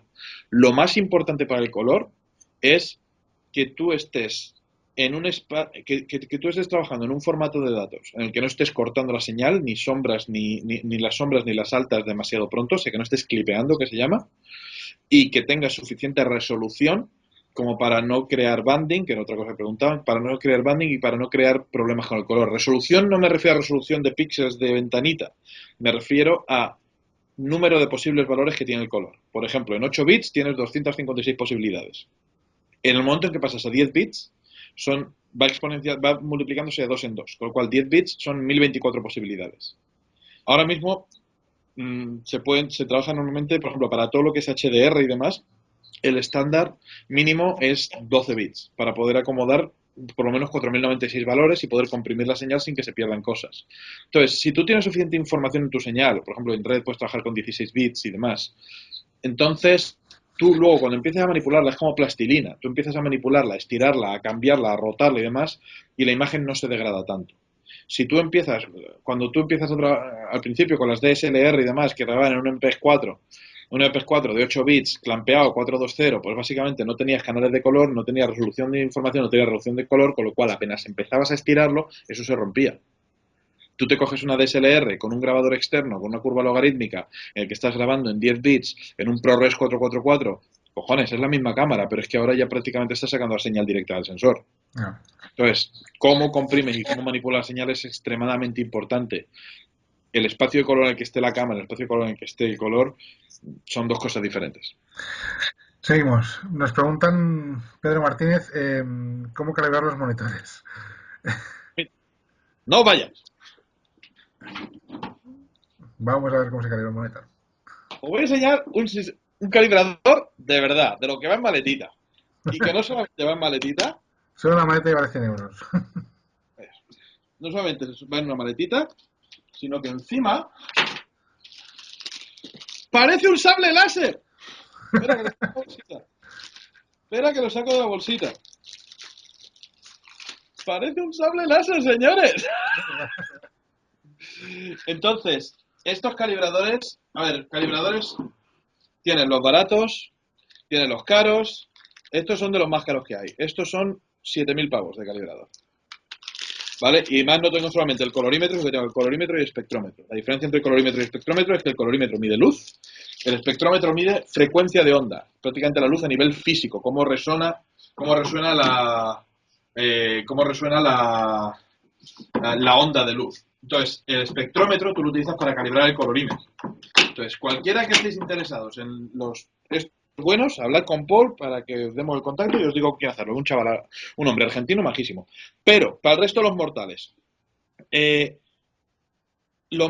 hay dos partes a la hora de calibrar el color, ¿vale? Está la parte del software y está la parte del hardware. El hardware es el colorímetro. que tiene que ser lo más fiable posible. Yo tengo estos colorímetros, yo invertí más dinero en colorímetros del que invertí en este monitor. Y la razón por eso, la razón por la que lo he hecho es porque yo sé que ahora mismo cualquier monitor o cualquier proyecto en el que yo esté trabajando puedo calibrarlo hasta donde tiene que ir. Y Claro. eso es importantísimo. Eh, no tienes que gastarte 18.000 pavos como me he gastado yo en un equipo de color. Puedes hacerlo con algo más pequeñito. Hay un corrector, un colorímetro que creo que es el I1, creo que se llama el I1, Mm. que son como 300 pavos, una cosa así, que también lo tengo por ahí. Es el que utilizo utilizaba antes para cosas rápidas y demás, o cuando tengo que ir a un set para ver algo más o menos, que no es tan fino, pero más o menos te lo deja en su sitio. Ahora bien, lo que hemos dicho es que hay dos partes, está el hardware y el software. El software es muy importante también. Yo el que utilizo es uno que se llama Lightspace, ¿vale? A mí me gusta muchísimo y Steve Shore, que es el hombre que lo hace y que lo distribuye, es un tío bastante Lo peculiar. conozco, lo conozco perfecto. Es un tío que de entrada parece muy borde, pero realmente sabe mucho de color y de ciencia de color. Y ahora mismo, por ejemplo, ese software es un software de 3.000 pavos que tienes la posibilidad de alquilarlo por creo que son $100 al día o una cosa así. Entonces yo creo que es una muy buena opción. También tienes otros como Calman y como otros programas, pero no coger el calibrador de X-Rite y el software de X-Rite y pretender que un monitor esté calibrado correctamente es imposible. No está tan depurado, no está tan diseñado, es una cosa un poquito más rápida de andar por casa. Si realmente queréis calibrar algo bien para poder fiaros, ir a por las aplicaciones fuertes. Casi todas tienen o un trial o un alquiler, o lo que sea. No, no, incluso hay gente que se dedica a eso. Es decir, Claro, hay profesionales que se dedican a la calibración. Sobre todo, pensad que la calibración es tan importante que requiere que gastéis pasta en calibración. sí, sí. Y que incluso que os gastéis 600 pavos en calibrar algo, o 2.000, no, 2.000 a lo mejor alquilando y demás, pues a lo mejor os merecería pena compraros algo. Imaginad que os gastáis 600 pavos en una calibración. Mm, posiblemente, o sea, vais a sacar más pasta de hacer el color, vais a sacar más pasta de la postproducción Sí. y si se queda calibrado, a menos que tardéis en usar ese monitor otro un año o que sea un monitor súper inestable, esa calibración os va a durar un tiempito. Entonces yo creo que merece la pena invertir en calibración. Pues, a ver, ¿cuál es el mejor software de corrección de color para empezar? O sea, preguntan para empezar. Cualquier software en el que lo más importante para etalonar es sentirte cómodo. Ujú. Es sentirte cómodo y sentirte que lo que quieres hacer lo puedes hacer y demás. Hay gente que, por ejemplo, se descarga el Resolve gratuito y el Resolve es tan diferente de cualquier otra cosa que se friquean y que no saben qué hacer. Se puede hacer el talonaje con SpeedGrade de Adobe, que con la suite de Adobe la tenéis, pagáis el precio de la suite de Adobe y os bajáis todo Adobe y lo podéis hacer. Con After Effects, eh, hasta Final Cut tenía las tres bolitas. No, el nuevo módulo Lumetri está muy bien, de Premiere también, para empezar, pero... Claro, o sea, para empezar, lo que tienes que hacer es empezar a entender color, que es empezar a entender cuando tocas qué, pasa qué. Exacto. ¿Vale? Y eso, incluso eso, con un Premiere, con un Final Cut, con casi cualquier software hoy en día tiene al menos un corrector de color básico en el que tienes las tres rueditas. La forma en la que funcionan las tres rueditas, para explicarlo muy básico, es normalmente tienes un anillo y la parte de la rueda, y como una bolita. Vale, la parte del anillo normalmente modifica la intensidad y la rueda el color. La intensidad, hay tres ruedas porque tienes sombras, medios y altas. Vale, entonces, si yo, por ejemplo, quiero que la imagen esté más brillante, pues normalmente a lo mejor tiraría de altas, que sería parecido a meter ganancia.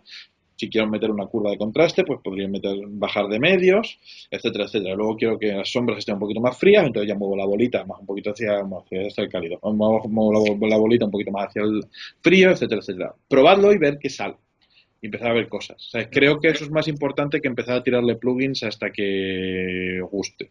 Pero el problema de tirar un plugin o un Magic Bullet Lux o lo que sea es que no sabéis realmente lo que está haciendo la imagen.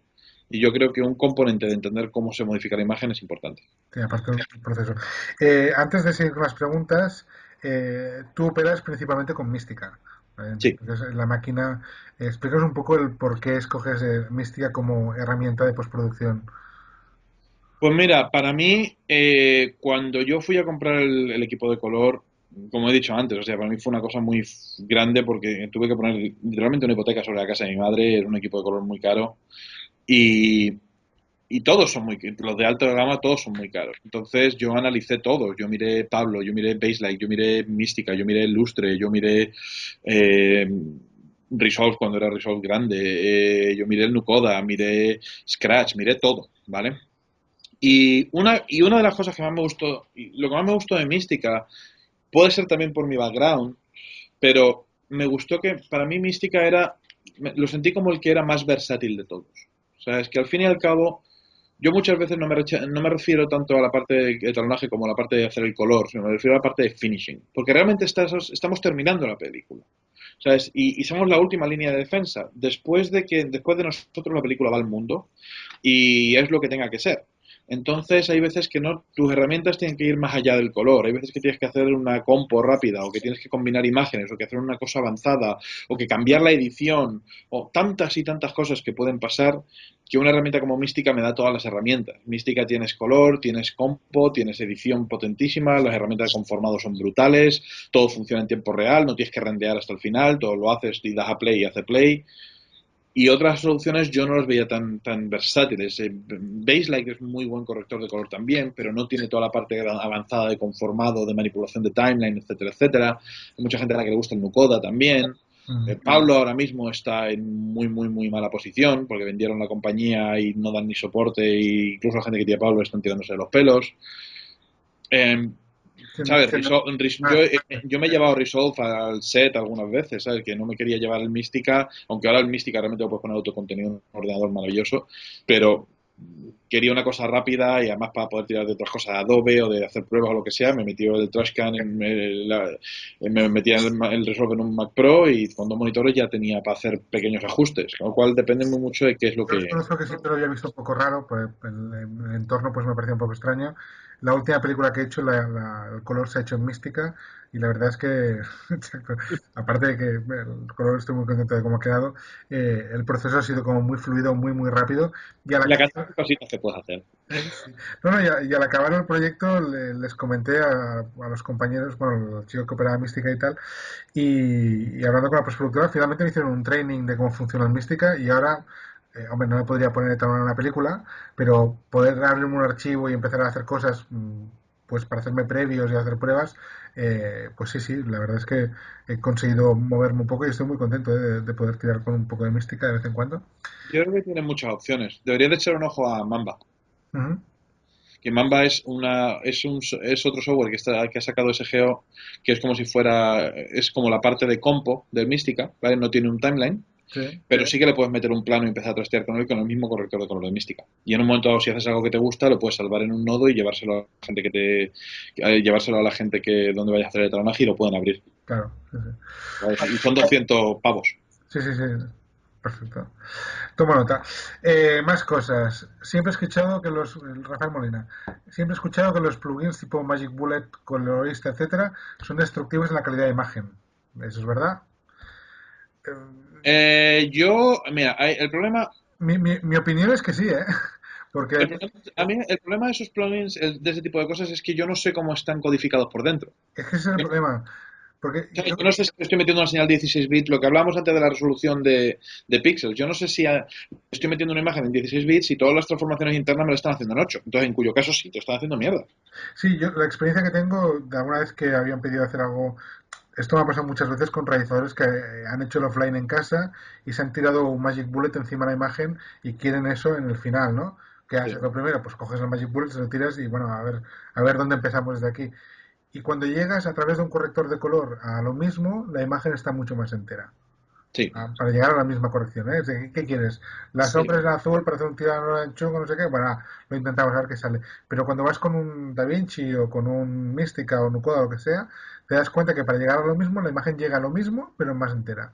¿No? Yo creo que también cualquier software en condiciones de corrección de color está hecho sobre el principio de degradar la imagen lo menos posible Mm, y de internamente trabajar en coma flotante, en 16 o 32 bits, con lo cual, para que tú realmente puedes meter corrección, destrozar, lo estiras, lo pones y la integridad de la imagen se conserva porque es que si no se conservara, estás pagando un montón de dinero para nada. O sea, que muchas veces el proceso de color es tiro para allá, para luego al final tiro para acá otra vez. ¿Sabes? Ahí el tema de que hay veces que tienes que casi romper algo para luego recuperarlo y dejarlo donde querías. Que podrías haber llegado allí de una manera haciendo así, ñac, y ya está. En vez de hacer todo para allá y luego hasta aquí, simplemente hacer así, pues sí.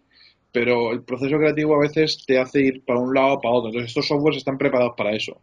El software tipo Magic Bullet y demás están preparados para tirarlos encima del plano final y que ese sea el look que se va y listo. Con lo cual no soportan tanta manipulación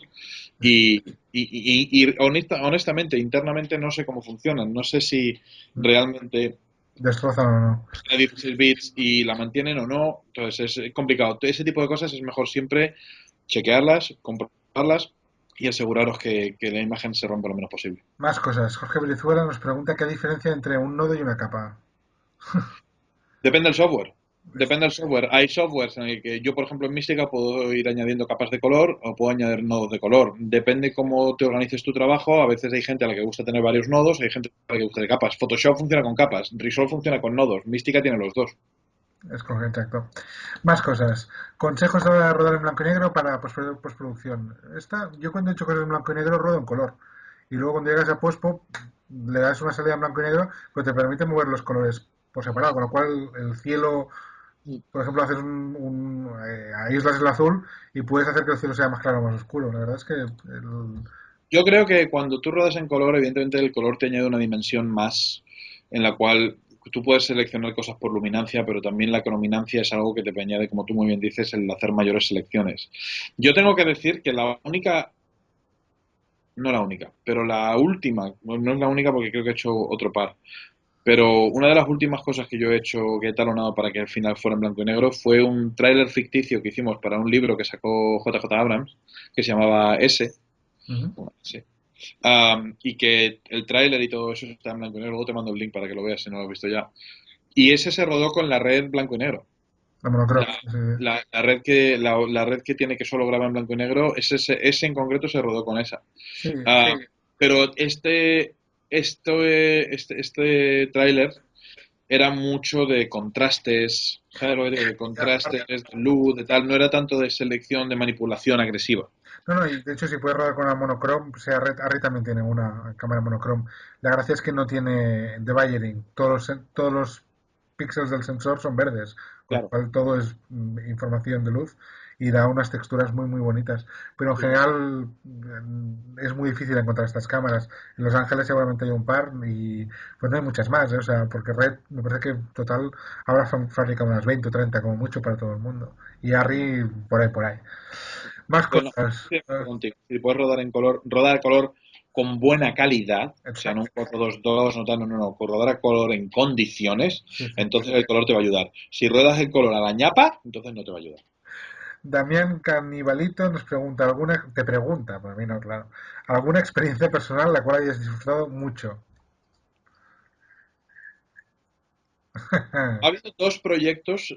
A ver, Quantum Break, por ejemplo, ha sido posiblemente uno de los proyectos uno de los mayores retos que yo he tenido como proyecto, también porque está haciendo efectos visuales y color. Y estoy muy contento de cómo ha quedado, pero también sufrí mucho. Así que no sé yo si se encabería ahí. Ir de la mano, ¿eh? Pero sí que hay dos proyectos que yo creo que sí que, de los que estoy muy, muy orgulloso y no solamente orgulloso de cómo quedaron, sino que también el equipo humano con el que trabajé, con el que trabajé en un par de ocasiones.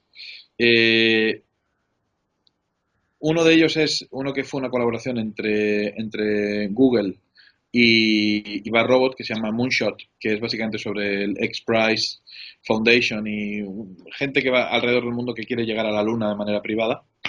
Que eso se puede ver en xprize.org. Y otra fue una miniserie que se llama Chosen, que se hizo para Sony Crackle, que yo empecé a trabajar en la segunda temporada, segunda y tercera temporada. La segunda temporada en concreto, yo ahí fue donde empecé a trabajar más con el mismo director que está ahora mismo en Puerto Rico rodando, pues trabajé con él en esa serie, el mismo, un director de foto con el que también he trabajado mucho, que se llama Tim Burton, como el director. He trabajado muchísimo con él. Fue un equipo muy bonito, fue un proyecto muy bonito y creo que conseguimos una calidad de imagen. Tú ves la serie, y es una serie de súper bajo presupuesto, pero parece el mito de Bourne. La siguiente pregunta nos la hace Juan González y pregunta por el Day for Night, ¿no? El rodar con noche americana. Eh, Sinceramente, como diría Foto, es mucho más fácil hacerlo ahora que cuando lo hacíamos con filtros de cámaras o en azul, pero a mí me sigue pareciendo una mierda, con perdón, ¿eh? Yo tengo la misma opinión. A ver, yo creo que el problema del color es que cuando tú fuerzas algo mucho, al final la imagen tiene que tener una coherencia, ¿vale? Y cuando tú fuerzas mucho hasta el punto de que pierdes esa coherencia, queda raro. Y aunque la gente no entienda, una cosa que tienes que tener en cuenta es que hay veces que la cultura visual de la gente es tremenda. Aunque no sepan cómo se llaman las cosas, la gente lleva viendo películas y cosas toda su puñetera vida. Entonces, aunque no te sepan decir por qué algo falla, cuando algo lo ven raro, les va a parecer raro. No, No no, sabrán por qué, pero les parece raro. y hay ejemplos maravillosos, ¿eh? Noche Americana. Sí, En, se puede hacer, se puede, Uno lo hacía en la mano y está espectacular, pero claro, especialmente si lo planificas. Y lo planificas, esto es en plan colaboración, como se dice, partners in crime, es colaboración entre truanes. Es el director de foto y el colorista diciendo, vale, ¿cómo hacemos el lío? claro, la recomendación siempre es si vais a hacer una noche americana, primero que no se vea el cielo nunca, porque es que si se ve blanco ya has cagado, o se ve azul, tiene que ser negro, o sea, mejor que no se vea el cielo nunca, que es lo que más canta. Y hacer selección de las altas del cielo y bajarlo a negro, luego al final queda como el culo, apenas tienes algo delante, te crea halos, o sea, es un No, no, rollo. no, que no. Si además ahora tenemos cámaras que ruedan a una Alexa, la pones a 1000 ISO y ruedas. Y con una óptica ultraluminosa, no me jodas, con la luz de la luna casi puedes rodar. Y si no, pídete una 7S, ponte 50.000 ISO y a ver si te da eh, imagen la noche, ¿no? Más cosas. Jesús Bravo pregunta si crees que Da Vinci es muy jodido para poder aprender desde cero. Bueno, yo, Depende cuál es tu background. Si tienes background, si tienes experiencia con ordenadores y con programas y has hecho cosas con programas de imagen y demás, posiblemente lo pilles, posiblemente te pongas a hacer cosas rápido. Si no tienes mucha experiencia con ordenadores, yo creo que es un poquito meterte a lo bestia. Waldo Fonseca nos pregunta sobre la postproducción del XAVC de la Sony 7S. Yo creo que la pregunta debería ser un poco más genérica sobre los códecs de las cámaras pequeñitas, ¿no? De que el H264, pues evidentemente es un problemón y hay que Sí. evitarlo a todas. No sé si tienes experiencia tú con códecs tipo así, XVCS, ¿no? Que es el de la 7S. Yo con la 7S no he trabajado nunca. Sí que he trabajado mucho con cámaras pequeñitas, sobre todo al principio cuando estaba en España y con DSLRs y demás. Ah, Y yo siempre recomiendo trabajar, siempre que puedas, a ver, cógete el sistema de color más grande que puedas. Porque porque cuando una cosa, por ejemplo, Mística, una cosa muy graciosa que me pasó con Mística, es que el primer trabajo que hice con DSLR, me di cuenta que el H264 tú lo abrías en un Premiere, lo abrías en un Mac, básicamente, y para hacer una conversión a ProRes, para poder trabajar, ¿vale?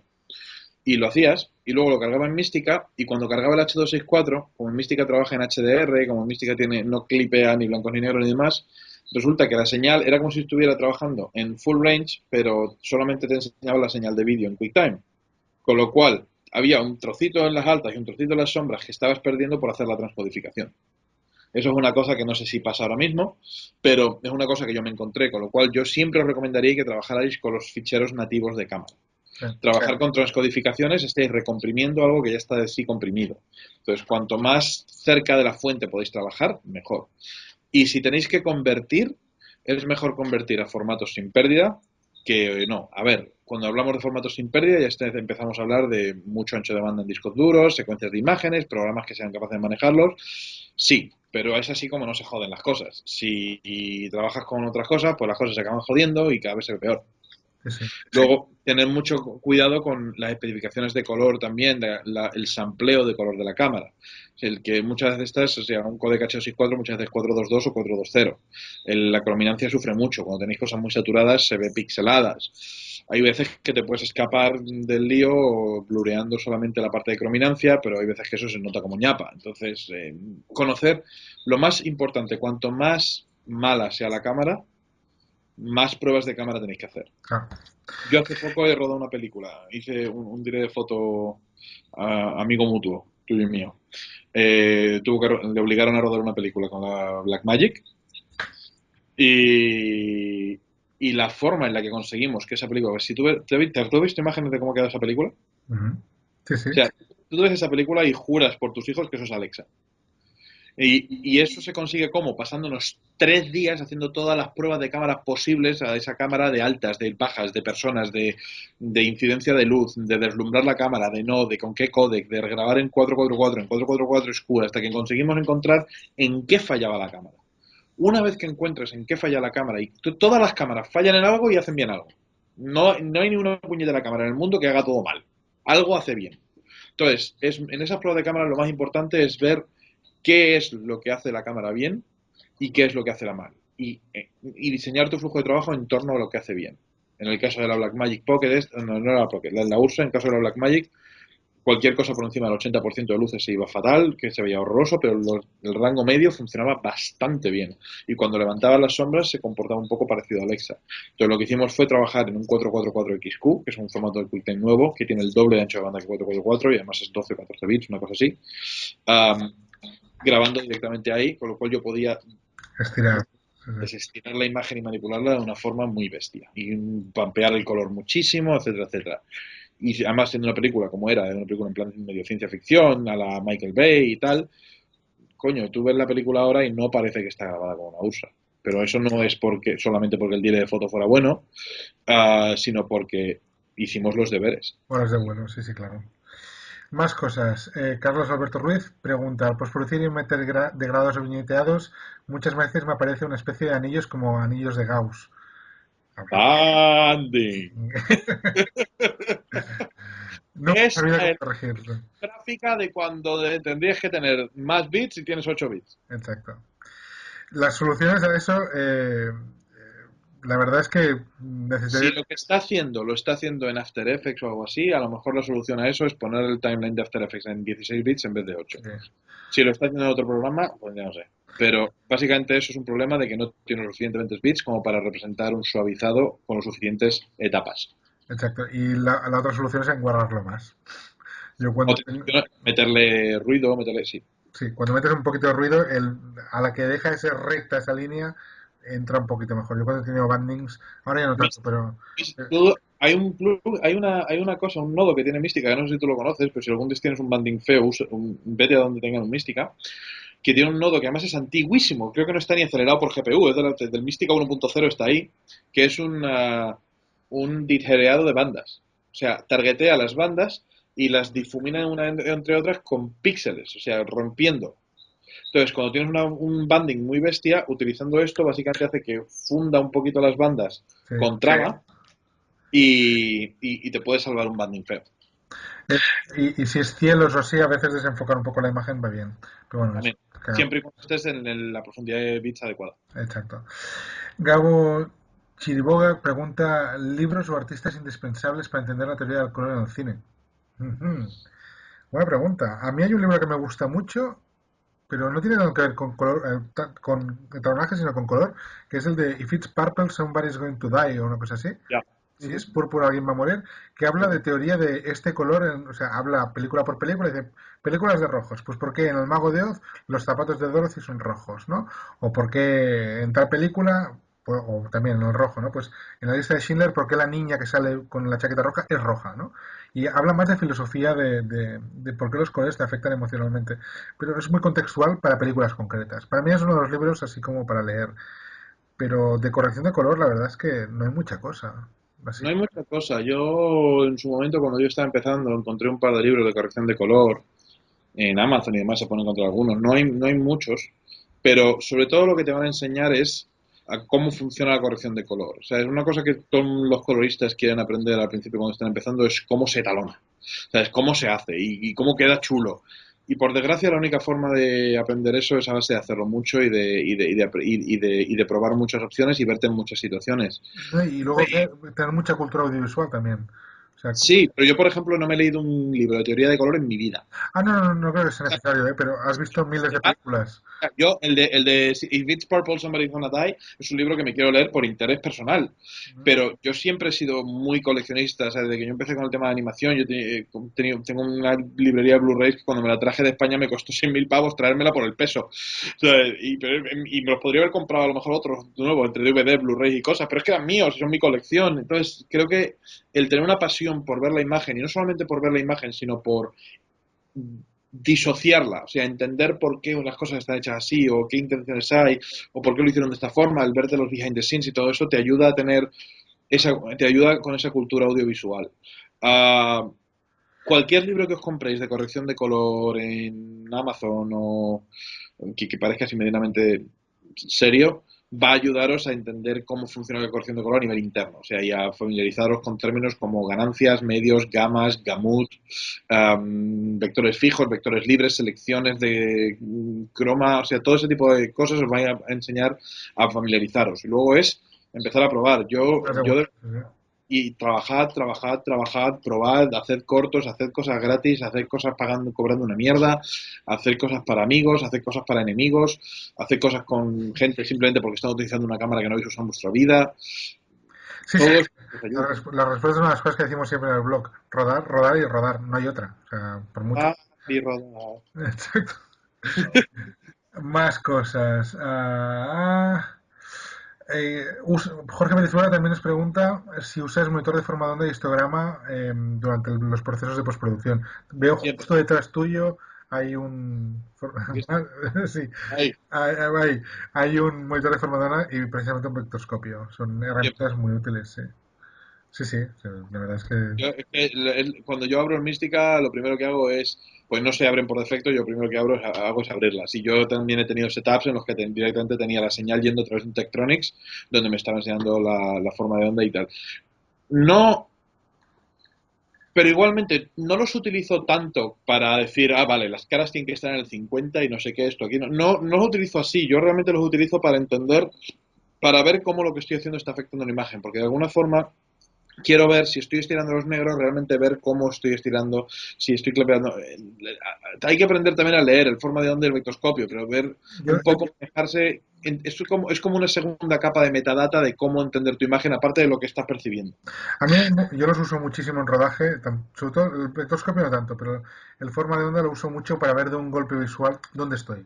Exacto. Y cuando hago una modificación de una luz o de diafragma, de un golpe así muy visual, de golpe ves que eso se ha movido y aunque no estés diciendo, mira, he pasado el 42 a 47, no, no, has visto que hay una zona que se ha desplazado y más o menos la tienes ubicada. Para mí era como una radiografía de la imagen.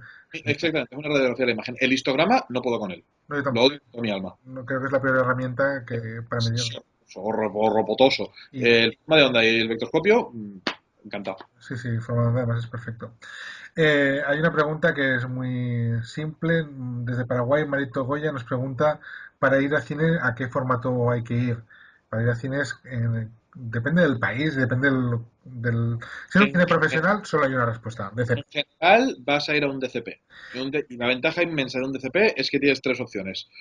De resolución, pero el espacio de color es el mismo en los tres. O sea que es un espacio de color P3 en X y Z. Ahora bien, la mayor parte de la gente lo que hace es trabaja en Rec 709 y luego hace una conversión de color para que se vea en P3. No queda tan brillante como debería de quedar, no estás utilizando Pero, todos los colores que puedes usar, pero se ve. sí. Sí que hay que decir que en sitios pequeñitos, yo tengo experiencia en Argentina, tengo experiencia en países donde los sistemas a veces no son los que deberían ser, hay muchos cines que aceptan Blu-rays, aunque no debería ser y no deberíamos hacerlo, pero tampoco Hombre, hay que volvemos a lo que entender que a lo hablábamos. mejor un pueblecito que está en Colombia, no sé qué, puede estar trabajando en H264 o en Blu-rays, Sí. ¿no? Volvemos un poco a lo que hablábamos antes, y es que ya no existe el cine analógico, ahora lo que es cine digital, y un proyector es una cosa a la que le puedes meter una señal digital. La señal digital puede ser un SDI, puede ser un DVI o puede ser un HDMI. Y un HDMI Sí, sí, es un cable digital que sin pérdida, ¿sabes lo que te digo? Con lo cual, eh, si es un Blu-ray y ese proyector está pues, correctamente calibrado para mostrar Rec 709, puedes tirar un Blu-ray, por sí, supuesto que sí. no se verá tan mal, o sea, que no, Eso es total, es ahí de lo que va a depender es de cómo de bien tengan calibrado ese proyector. Porque ese proyector puede calibrarse para que enseñe a Rec 709 bien, que es Rec 709 es el gamut de HD y en el que están los Blu-rays, o para que enseñe P3 bien, que es el gamut en el que están los sí, DCPs y la al función. final es como lo hayan dejado, pero realmente, insisto, si vais a un cine profesional, a una cadena, si estáis en Latinoamérica, un Cinemark o una cosa así, seguramente tendréis que ir con DCP. Si no, a consultar a los cines. O sea, eso también Y depende. luego también mirado online, porque hay mucha gente que ahora mismo Hay muchísimos servicios de DCPs online. Un DCP no es más que 6 ficheros en una estructura concreta dentro de un disco duro formateado para Linux. Exacto, Y sí. que muchas veces te puede llevar incluso una llave. Fijaros porque estamos en la época de la información, en la época de Internet. Sí, sí. Miraros porque hay servicios bastante baratos que podéis mandarle los Muy ficheros, bueno. os hacen ficheros, las mandan de vuelta y estáis. Sí, sí.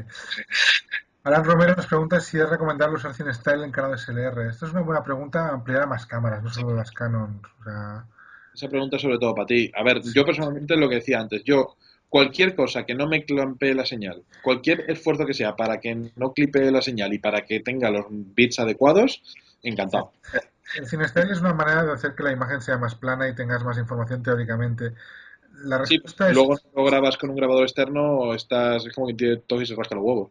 pero a nivel práctico, la duda es si el director sabe moverse con eso, tira. Si el director de fotografía no sabe moverse con eso, tira procesado. Es decir, que yo, por ejemplo, con la 7S que tiene un modo logarítmico, el modo lineal, yo prefiero trabajar con modo lineal y si hay un plano concreto que necesito mucho rango dinámico, pues ya voy al S-Log 3, pero al S-Log 2, pero raras veces entre los S-Logs, porque para una cámara pequeñita no me Claro. sale cuenta. Alejandro Ugarte pregunta un monitor de bajo coste. Antes has comentado varios. A mí, unos monitores, de hecho, además fui beta tester para ellos cuando estaban desarrollando los prototipos y el monitor que yo tenía cuando tenía estudio en España, no tenía precio para meterme en un Mega Sony o en un Mega lo que fuera. Yo tenía un monitor Dreamcolor, el Dreamcolor antiguo, que eran 3.500 pavos de monitor, Está muy pero, bien, sí, sí. pero no eran los 15.000 del otro. El problema que tienen los Dreamcolors antiguos es que con las horas van tirando magenta bastante. Ah, los Dreamcolor nuevos son muy chulos, son muy buenos, tienen un motor de color buenísimo y están como por 1.500 pavos. Un Dreamcolor, además tienen la opción de conectarse directamente para calibración, tienen software. La gente trabajando en HP que hicieron los Dreamcolor son gente muy inteligente, son gente que tiene mucho cariño con lo que están haciendo y ya te digo, a mí me dejaron uno durante unas cuantas semanas y a mí me gustó muchísimo lo que vi. Pues buena opción. ¿Hay algún truco para facilitar la colorización en rodaje? O sea, estar rodando y que facilite la postproducción de color, lo pregunta Andrés Arroyo. Yo creo que simplemente si Habla con sabes tu lo que colorista. estás haciendo y lo que dice, lo que se ha repetido varias veces, ¿no? Darle todo lo que se pueda dar de calidad de imagen. Darle todo lo que se pueda, pero también habla con tu colorista. Si quieres hacer que tu colorista esté contento, invítalo al rodaje o pregúntale cómo se va a ver o lo que sea, porque a lo mejor ten en cuenta que el colorista ve la imagen de otro punto de vista y se tiene que pelear con otros problemas. Entonces hay veces que te podrá dar consejos para poder ayudar cuando estás al final. Una pregunta que nos hace Rubén y sobre workflow. ¿Corregir el color mientras editas para tener una idea general o esperar al final y corregir todo al final? Yo he hecho las dos cosas. A ver, yo me taloné Star Wars entera 4 veces. Y al final el color final no lo hice yo, luego se hizo en Company 3, pero según íbamos teniendo versiones de la película, se iban haciendo pases de color para que se viera más o menos en contexto, cuando se hacía un screener o lo que sea, para poder verla sin distraerte por las disparidades de color, etcétera, etcétera. A ver, esas decisiones de color no van a estar completamente cerradas hasta cuando ya esté cerrado, bloqueado y ya estemos haciéndolo para acabarlo, ¿vale? Pero hay veces que mientras que estás editándolo puede pasar eso. Con Ten Cloverfield Lane tuvimos una situación parecida en la que había una secuencia que queríamos ver qué tal funcionaba en color antes de asegurarnos que la secuencia se quedaba en el montaje, ¿no? Entonces, es una herramienta más y es una herramienta que puede ayudar a ver Bueno, la coherencia de la historia, pero depende del proyecto. más cosas. Bueno, mira, hay una buena porque esta me la hizo a mí un profesional de una cadena de televisión muy grande que me dijo, Carlos Daniel pregunta, ¿para qué usar la corrección de color si uno mismo puede evitarse eso simplemente haciendo una buena fotografía? ¿Por qué no hacerlo en set? Buena pregunta, ¿eh?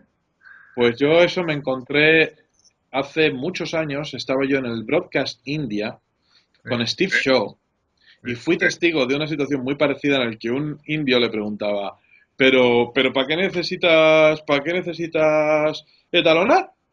Y decía, you don't have to. O sea, no necesitas etalonar. Pero la gente está comprando sistemas de color y haciendo el color, sí. Pero, ¿entonces por qué ellos lo están comprando? Pues porque quieren hacerlo. pero queda mejor. Digo, hombre, se ve bien, pero tienes que hacerlo entonces. No, si no quieres, no. Y como dejó al pobre indio en un bucle infinito de, pero dime si tengo que hacerlo o si no. Dice, no, es una opción. Sí, O sí. sea, es como todo, es una herramienta. Es una herramienta más. Es como decir, no sé qué te digo, ¿para qué voy a llevar más luz de la que necesito si sé que con 4 focos lo hago? Pues porque no sé si algo va a pasar mal, algo va a romperse y vas a necesitar otro foco. No, y siempre vas a necesitar etalonar, es decir, absolutamente siempre hay que igualar dos planos. Básicamente porque vas a rodar un plano por la mañana y otro por la tarde. Es muy raro que hagas un plano contra plano y la luz esté igual. Bueno, pues era un Y punto, ¿no? Pero igualar es lo mínimo. A ver, la parte del estilo digamos que es más opcional, pero igualar es lo mínimo. Ahora bien, yo también me he encontrado con muchos directs de foto que es en plan, lo que he rodado no me lo toques, no quiero que tal, que luego tal, pero normalmente esa gente es como víctimas de violaciones. ¿Sabes? Es un vídeo de foto que ha sido abusado por alguien, por un director que no quiso que fuera a la sala de color y luego le dijo al colorista que hiciera una cosa completamente diferente. Entonces, esa persona está dañada. Pero no es porque el color no ayude, sino porque estuvo en una situación en la que alguien que no era él decidió mandarlo todo a tomar por saco y hacer lo que le salía de los huevos. Eso, mira, es muy curiosa la diferencia, por ejemplo, entre la relación entre el colorista y el direct foto en Europa y en Estados Unidos. En Estados Unidos en Europa yo estaba acostumbrado a que al de fotos muchas veces lo tenías sentado en lo mío durante todo el proceso de corrección de color, ¿sabes? Y te vas a comer juntos y te vas a comer juntos, es un diálogo continuo, es una relación continua, ¿no? Con Kiko de la Rica, cuando estuvimos haciendo Balada Triste de Trompeta, siempre tenía esa relación, ¿sabes? Cuando, cuando me vine para acá, una de las cosas que me resultaron más chocantes es que había veces que al dire de foto ni se le invitaba a la sala de color, que venía un día o dos, incluso en producciones grandes, ¿vale? Entonces, y en comerciales, por ejemplo, en anuncios, el dire de foto rueda y ya está, le da el material al director y ya se va, ni siquiera aparece nunca en una sala de color, nunca, ya está, o sea, su trabajo es darlo, luego ellos hacen lo que le da la gana. Entonces, una de las razones yo creo también por la que muchos directores de fotos siguen trabajando conmigo y les gusta estar allí, les gusta mucho la forma en la que yo lo enfoco, es que yo les invito a ser parte de ese proceso. Porque creo que, y lo he dicho mucho, y lo que comenté antes de Revenant es un poco verdad, yo considero que hoy en día el color es una parte más de la cinematografía, es una parte muy importante, hoy en día es una parte extremadamente importante. Y yo considero que cuando dan un Oscar a un director, cuando dan un Oscar a la mejor fotografía en una película, realmente los que deberían de recogerlo es el director de foto y el colorista. Pero si no lo recoge, por lo menos agradecele. y el gaffer. Y el gaffer, Y el sí, si gaffer pones gaffer, director de foto y colorista son las tres personas que hacen el look de la película posible. Estoy completamente de acuerdo. Es un trabajo de equipo. No lo puedes disociar tan fácil. Entonces, a la pregunta de este hombre, si tú estás rodando y tú haces material que sientes que no necesita color, maravilloso, olitos cojones, no tienes que usarlo, es una herramienta más. Pero trata de encontrar un colorista que sepa lo que hace y llévale tu material y dile a dónde querías llevar tu material realmente y yo creo que tengas una experiencia muy grata. Seguimos, una polémica que creo que nuestro amigo como Pablo Díaz también tendría mucho que decir, pero hemos debatido sobre el tema una vez, que Martín Velati pregunta, creo que se nota mucho la limitación de corrección al no grabar en RAW. No estoy de acuerdo. Creo que se limita mucho, ¿qué? Creo que se nota mucho la limitación de corrección, los márgenes que tienes de corrección de color, cuando no grabas en RAW. Yo no estoy de acuerdo. Si ruedas un logarítmico bien rodado, tienes márgenes de sobras. Depende con qué cámara. Hay cámaras que sí y hay cámaras que no. Yo he visto cámaras rodando en lineal que luego yo personalmente prefiero trabajar en logarítmico a la hora de hacer el color. Pero vamos, si yo tengo un material lineal, yo hago una transformación para llevarme al logarítmico, hago mi color y luego lo vuelvo de vuelta. Eh, mira, en Quantum Break hicimos muchas pruebas de cámara. O sea, en casi todos los proyectos en los que yo estaba hemos hecho muchas pruebas de cámara para irnos al RAW o al no RAW, ¿vale? Y tengo que decir que la mayor parte de las veces gana el no RAW. ¿Sabes? La mayor parte de las veces gana el grabamos a un ProRes 444 o 444XQ y tenemos más que de sobra. Porque es que el RAW, realmente, el único sitio donde yo veo que graban en RAW es en Publi, porque todo el mundo tiene miedo de hacerlo mal y porque como pueden gastarse la pasta, pues vamos, que gasten disco duro y vamos a hacerlo en RAW porque es más grande y para que burro grande ande y no ande. Pero luego al hacer corrección de colores, lo primero que haces es poner una curva logarítmica. Con lo cual, No, pero ya no es ya no solamente la curva, es el que yo me he visto. A ver, a lo mejor en una situación bestia no, pero yo con una Alexa XT, yo rodando en 444XQ, teniendo un personaje como estoy yo, con un foco detrás, he deslumbrado la cámara al punto que se veía blanco y yo he recuperado la cara de esa persona. sí, sí. Entonces, más allá de ahí no vas a necesitar. Yo reconozco que la última película tuvo un ataque de miedo y la hice con el C55 y estaba grabando a la vez el RAW y a la vez un XAVC de Sony. Llegados a la corrección de color, te aseguro que con el XVC hubiese ido sobradísimo, sobradísimo. Estaba bien expuesta, estaba bien trabajada, con lo cual yo el RAW ni me quita el sueño y te digo que las últimas publis que he rodado las he rodado con logarithmic con ProRes, con Alexa o en XAVC directamente con Sony. O sea que, Yo honestamente creo, y esto es una regla para, no solamente para esta pregunta, sino para muchas de las preguntas técnicas que hay en color, de cámaras y demás, es que lo más importante del puñetero mundo es haz pruebas. Pero no solamente pruebas de voy y rodo con la camarita una carta de gris y ya estoy. No, coño, gira la cámara y grábate a una persona y grábate luces y luego cógete ese material, ponlo en un puñetero disco duro, en un flash drive y llévaselo a tu colorista y manipúlalo, rómpelo, mira a ver hasta dónde llega. Prueba el flujo de trabajo completo, porque si no pruebas el flujo de trabajo completo, no sabes si de repente te vas a encontrar un escollo después o un problema. Entonces, ya que te estás haciendo pruebas de cámara, haz pruebas de cámara y de flujo de trabajo, porque si no, estás haciendo el imbécil. sí, sí. Más cosas. Damián Canibalito nos vuelve a preguntar y pregunta recomendaciones para los que estamos empezando a mejorar nuestro ojo. También es una buena pregunta, ¿eh? Es buena pregunta, es buena pregunta. Yo diría que Ah, es una respuesta muy fácil. Práctica, práctica, práctica y práctica. es ver mucho. Mira, yo una cosa que hago muchísimo cuando talono es que yo le doy play muchísimas veces. Yo veo la secuencia y me la veo y me la veo y me la veo hasta que no tengo ningún plano que me salta. De hecho, a mí hay una cosa muy curiosa que me pasa a veces y es que cuando estoy, especialmente cuando estoy trabajando en una secuencia complicada, um, que estoy forzando mucho y tratando de ver las diferencias sutiles, tal, no sé, no sé cuánto, de repente me voy a mi casa después y todo me parece más bonito. Y es como que mis ojos se han retroalimentado en captar más color, en estar más pendientes.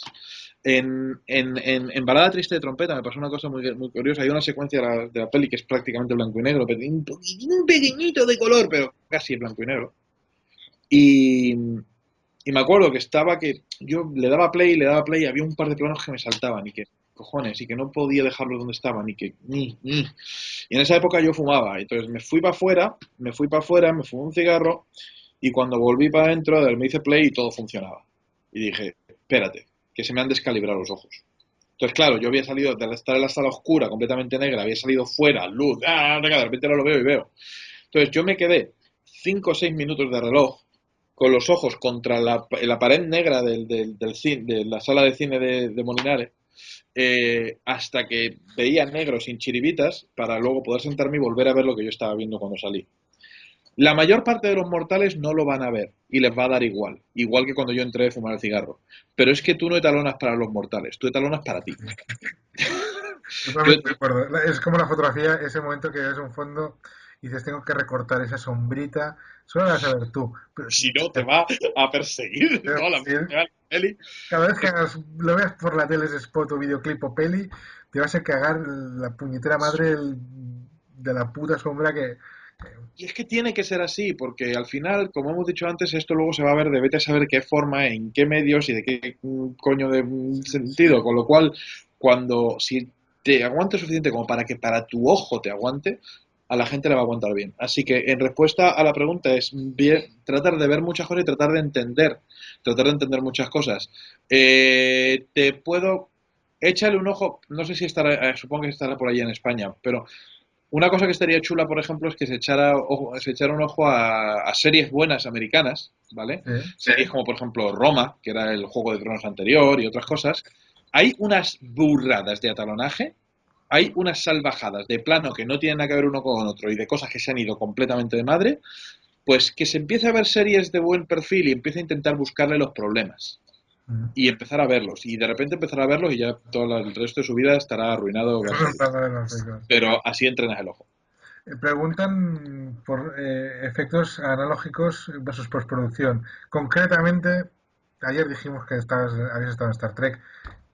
Preguntan por los flares. Mira, en el caso de los flares, prácticamente todos los lens flares que hay en Star Trek son reales. Son reales. De Sí, hecho, había un tío con una luz LED casi de botón que estaba al lado de cámara deslumbrando, o sea, un pavo justo al lado de la cámara deslumbrándolo justo en el ángulo adecuado para que el flare se mi comportara bien. experiencia dice que hay que hacerlos en cámara siempre. Siempre, siempre. Cuanto... Quedan muy bonitos. Yo he hecho también muchos flares digitales y la única razón para no hacerlos en cámara es por miedo. Sí. O sea, si estás realmente casado con ese look y quieres el look flare y tal, no sé qué, no sé cuántos, haz en cámara, haz varias tomas, cada una un poquito diferente y a ver qué tal funciona. Y luego, pero vamos, es una decisión importante porque una vez que lo tengas, lo que no se puede es quitar. Ahí se queda. Pablo Solís nos pregunta, ¿cuál es la escena más compleja que has trabajado? Ajá. Uf, ¿cuál es la escena más compleja que he trabajado para color? O 3D. A mí me da igual, no. Para 3D no tanto, porque al final el 3D, o sea, el 3D, la última secuencia de Star Wars la peleé muchísimo. La última secuencia de Star Wars cuando ella está subiendo para la isla y todo eso, esa la peleé mucho, mucho, mucho, mucho. Tuve que ver muchas versiones de esa. Am, pero a nivel color, la secuencia que más me ha costado. ¿Sabes qué pasa? Que tengo unas cuantas que me han costado mucho en diversos proyectos y siempre, es un poco como todo, o sea, siempre hay, cuando tú estés trabajando en color, una cosa que yo siempre recomiendo es nunca empezar a hacer el color en el plano bonito. O sea, porque al fin y al cabo el color es una cosa que se tiene que mantener en una secuencia completa, tiene que ser coherente, etcétera, etcétera. Y a veces si lo haces en el plano bonito y el plano bonito queda maravilloso, cuando llegas al plano malo y no hay forma de salvarlo, las pasas ultra putas. Entonces hay veces que es bueno probar ese look en varios planos, algunos bonitos, otros medios, otros no tan malos, antes de empezar a, a casarse con un look. Pero no sabría decirte, o sea, en todos los proyectos hay alguna secuencia que te cuesta. En todos los proyectos hay alguna secuencia que te trae por el camino a la amargura, que tiene algo que no te funciona. Yo me acuerdo de una serie que hice que se llama Sequestered, en el que queríamos introducir bastante contraste de color y demás. Gran parte de la serie pasa en un cuarto de un jurado, con un jurado deliberando. Entonces tienes un montón de blanquitos vestidos de tonos crema en una habitación crema. Hmm. Entonces, para conseguir sacar algo de color en esa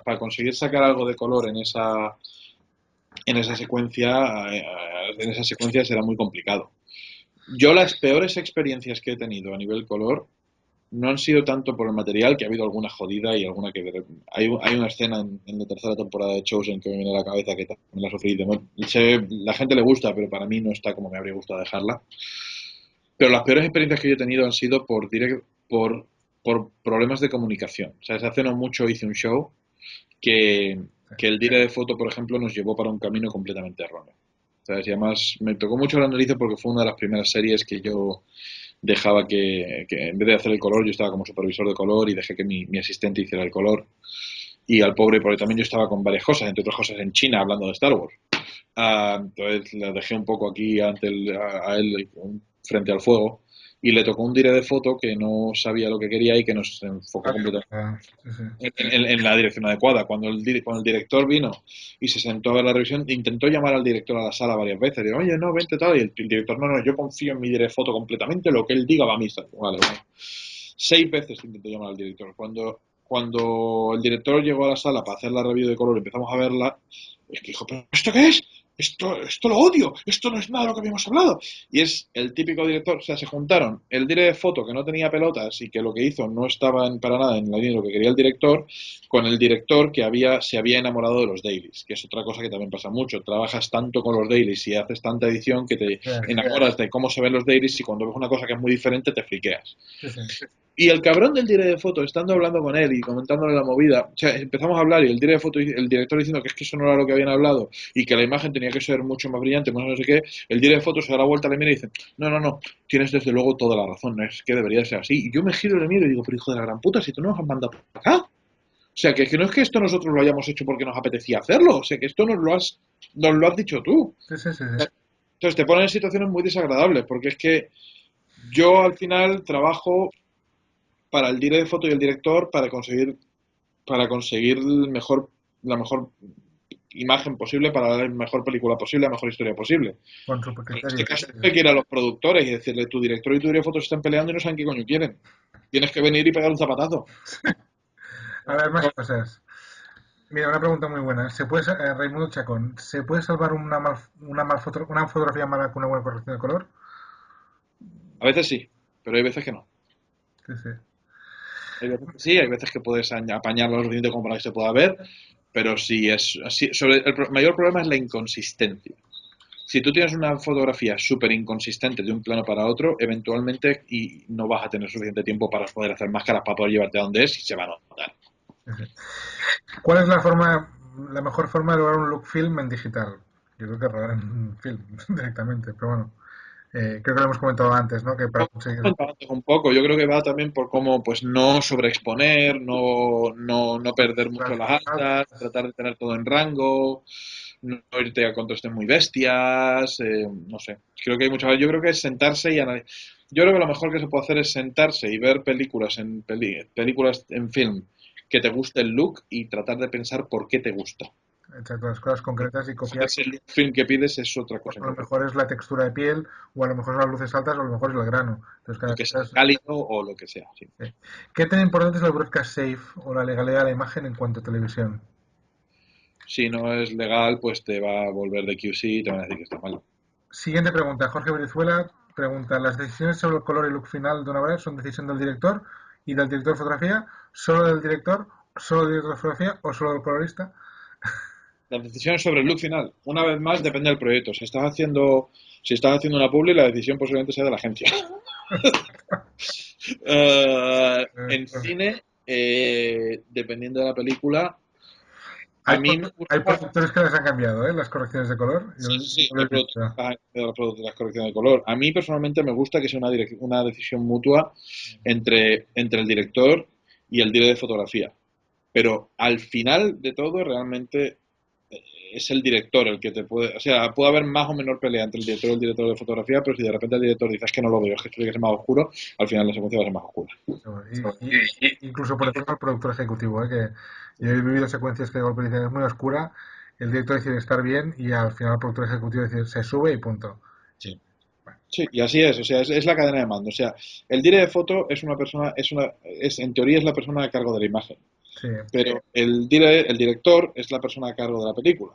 Y el productor ejecutivo es el que paga la película, que va subiendo hacia una escalerita. sí, sí. No, en Al general, final, muchas veces lo que sí que yo he visto es que como colorista lo que sí que puedes hacer muchas veces cuando ves a dos partes que están peleándose por algo, o sea, es uno que lo quiere más azul y uno que lo quiere más verde, una cosa que yo sí que he hecho muchas veces como colorista ha sido el encontrarles el camino del medio para que los dos estén contentos. Y eso creo que sí que es una tarea importante del colorista. Pero no eres tú el que decide el look final. Tú puedes proponer un look final, pero tiene que gustarle a todo el mundo. sí, sí. La última pregunta que tenemos, ¿qué contacto has tenido con JJ Abrams y qué virtudes tiene? Pues a mí he tenido muchísimo. Nos hacemos high fives en los pasillos y me pregunta qué tal está mi niña. O sea, no está mal. Te vi haciendo un Harlem Shake en Bad Robot ¿El una vez. qué? Te vi haciendo un Harlem Shake en Bad Robot una vez. Claro, sí, sí, sí, Sí, sí. sí. Es que en Barrobo siempre trata de tener un ambiente bastante distendido, es un sitio agradable, es como que estamos un poco protegidos del entorno de mega estudios y demás. Y a JJ le gusta mucho que la gente opine, que seamos una familia. O sea, yo he estado en reviews de efectos en el que son reviews de efectos para Star Wars o para Star Trek o para lo que sea, en el que habíamos 20 personas ahí que estaban desde el supervisor de efectos visuales al coordinador de efectos, al productor, a él, a yo, a mucha gente.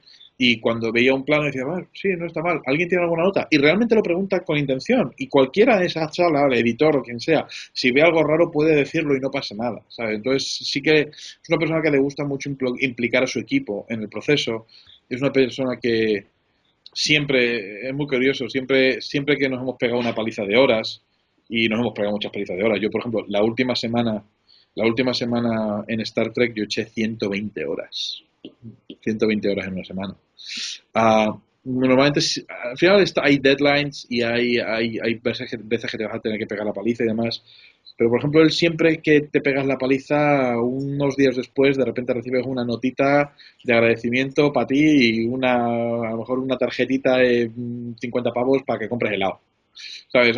Tiene esos detalles de que sí, vale, estamos todos aquí trabajando y estamos todos cobrando pasta y todo lo que tú quieras, pero coño, habéis hecho un esfuerzo y muchas gracias. Y es una persona muy, no sé, a mí como director JJ me gusta mucho. Me gusta mucho porque creo que sabe apoyarse en su equipo, sabe, es un hombre que tiene sus opiniones bien formadas y bien cementadas, es un poco friki, con lo cual le gusta mucho probar cosas y hacer locurillas.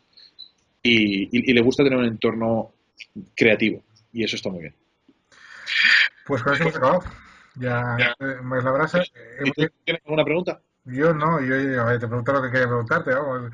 Llevamos 2 horas de charla, es una locura. Pero no sé, me parece que la charla es suficientemente interesante como para que nos explayemos y si alguien la ha escuchado entera, vamos a hacer una cosa. Si alguien la ha escuchado entera, que ponga el título de la canción de los Beatles en los comentarios. Es así simple. Si veis títulos de las canciones de los Beatles, es que habéis visto la canción, ahí la canción, las 2 horas completas. Anda fast forward hasta adelante y la gente empezará a friquearse. Mierda, no había pensado. Tendrías que hacerlo en la mitad. Sí. En la mitad. Bueno, en todo caso, que muchísimas gracias, Juan Ignacio, por tu tiempo, por 2 horas es muchísimo tiempo, y gracias por contestar todo esto y por atenderme, bueno, atendernos, ¿no? Que es... No, un placer. Y a ver, yo creo que lo importante, lo- una de las cosas que tiene hacer películas es que todos los que hacemos películas hemos empezado simplemente siendo apasionados de las películas. Y empiezas sin saber muy bien cómo se hacen las cosas, sin saber cómo se hacen las cosas grandes, pequeñas o medianas, sin saber si lo estarás haciendo bien o mal, pero empiezas y pruebas. Y todo lo que sea divulgar y hacer que la gente siga teniendo ilusión y tengan intención de crecer y hacer las cosas bien, creo que es en parte nuestra responsabilidad como profesionales para que tengamos una segunda generación, una tercera generación y que cada vez esa generación venga más fuerte. Muchísimas gracias y bueno, seguimos en contacto por la red. Muchas gracias. Un abrazo. Hasta luego. Duerme. Sí, saludos.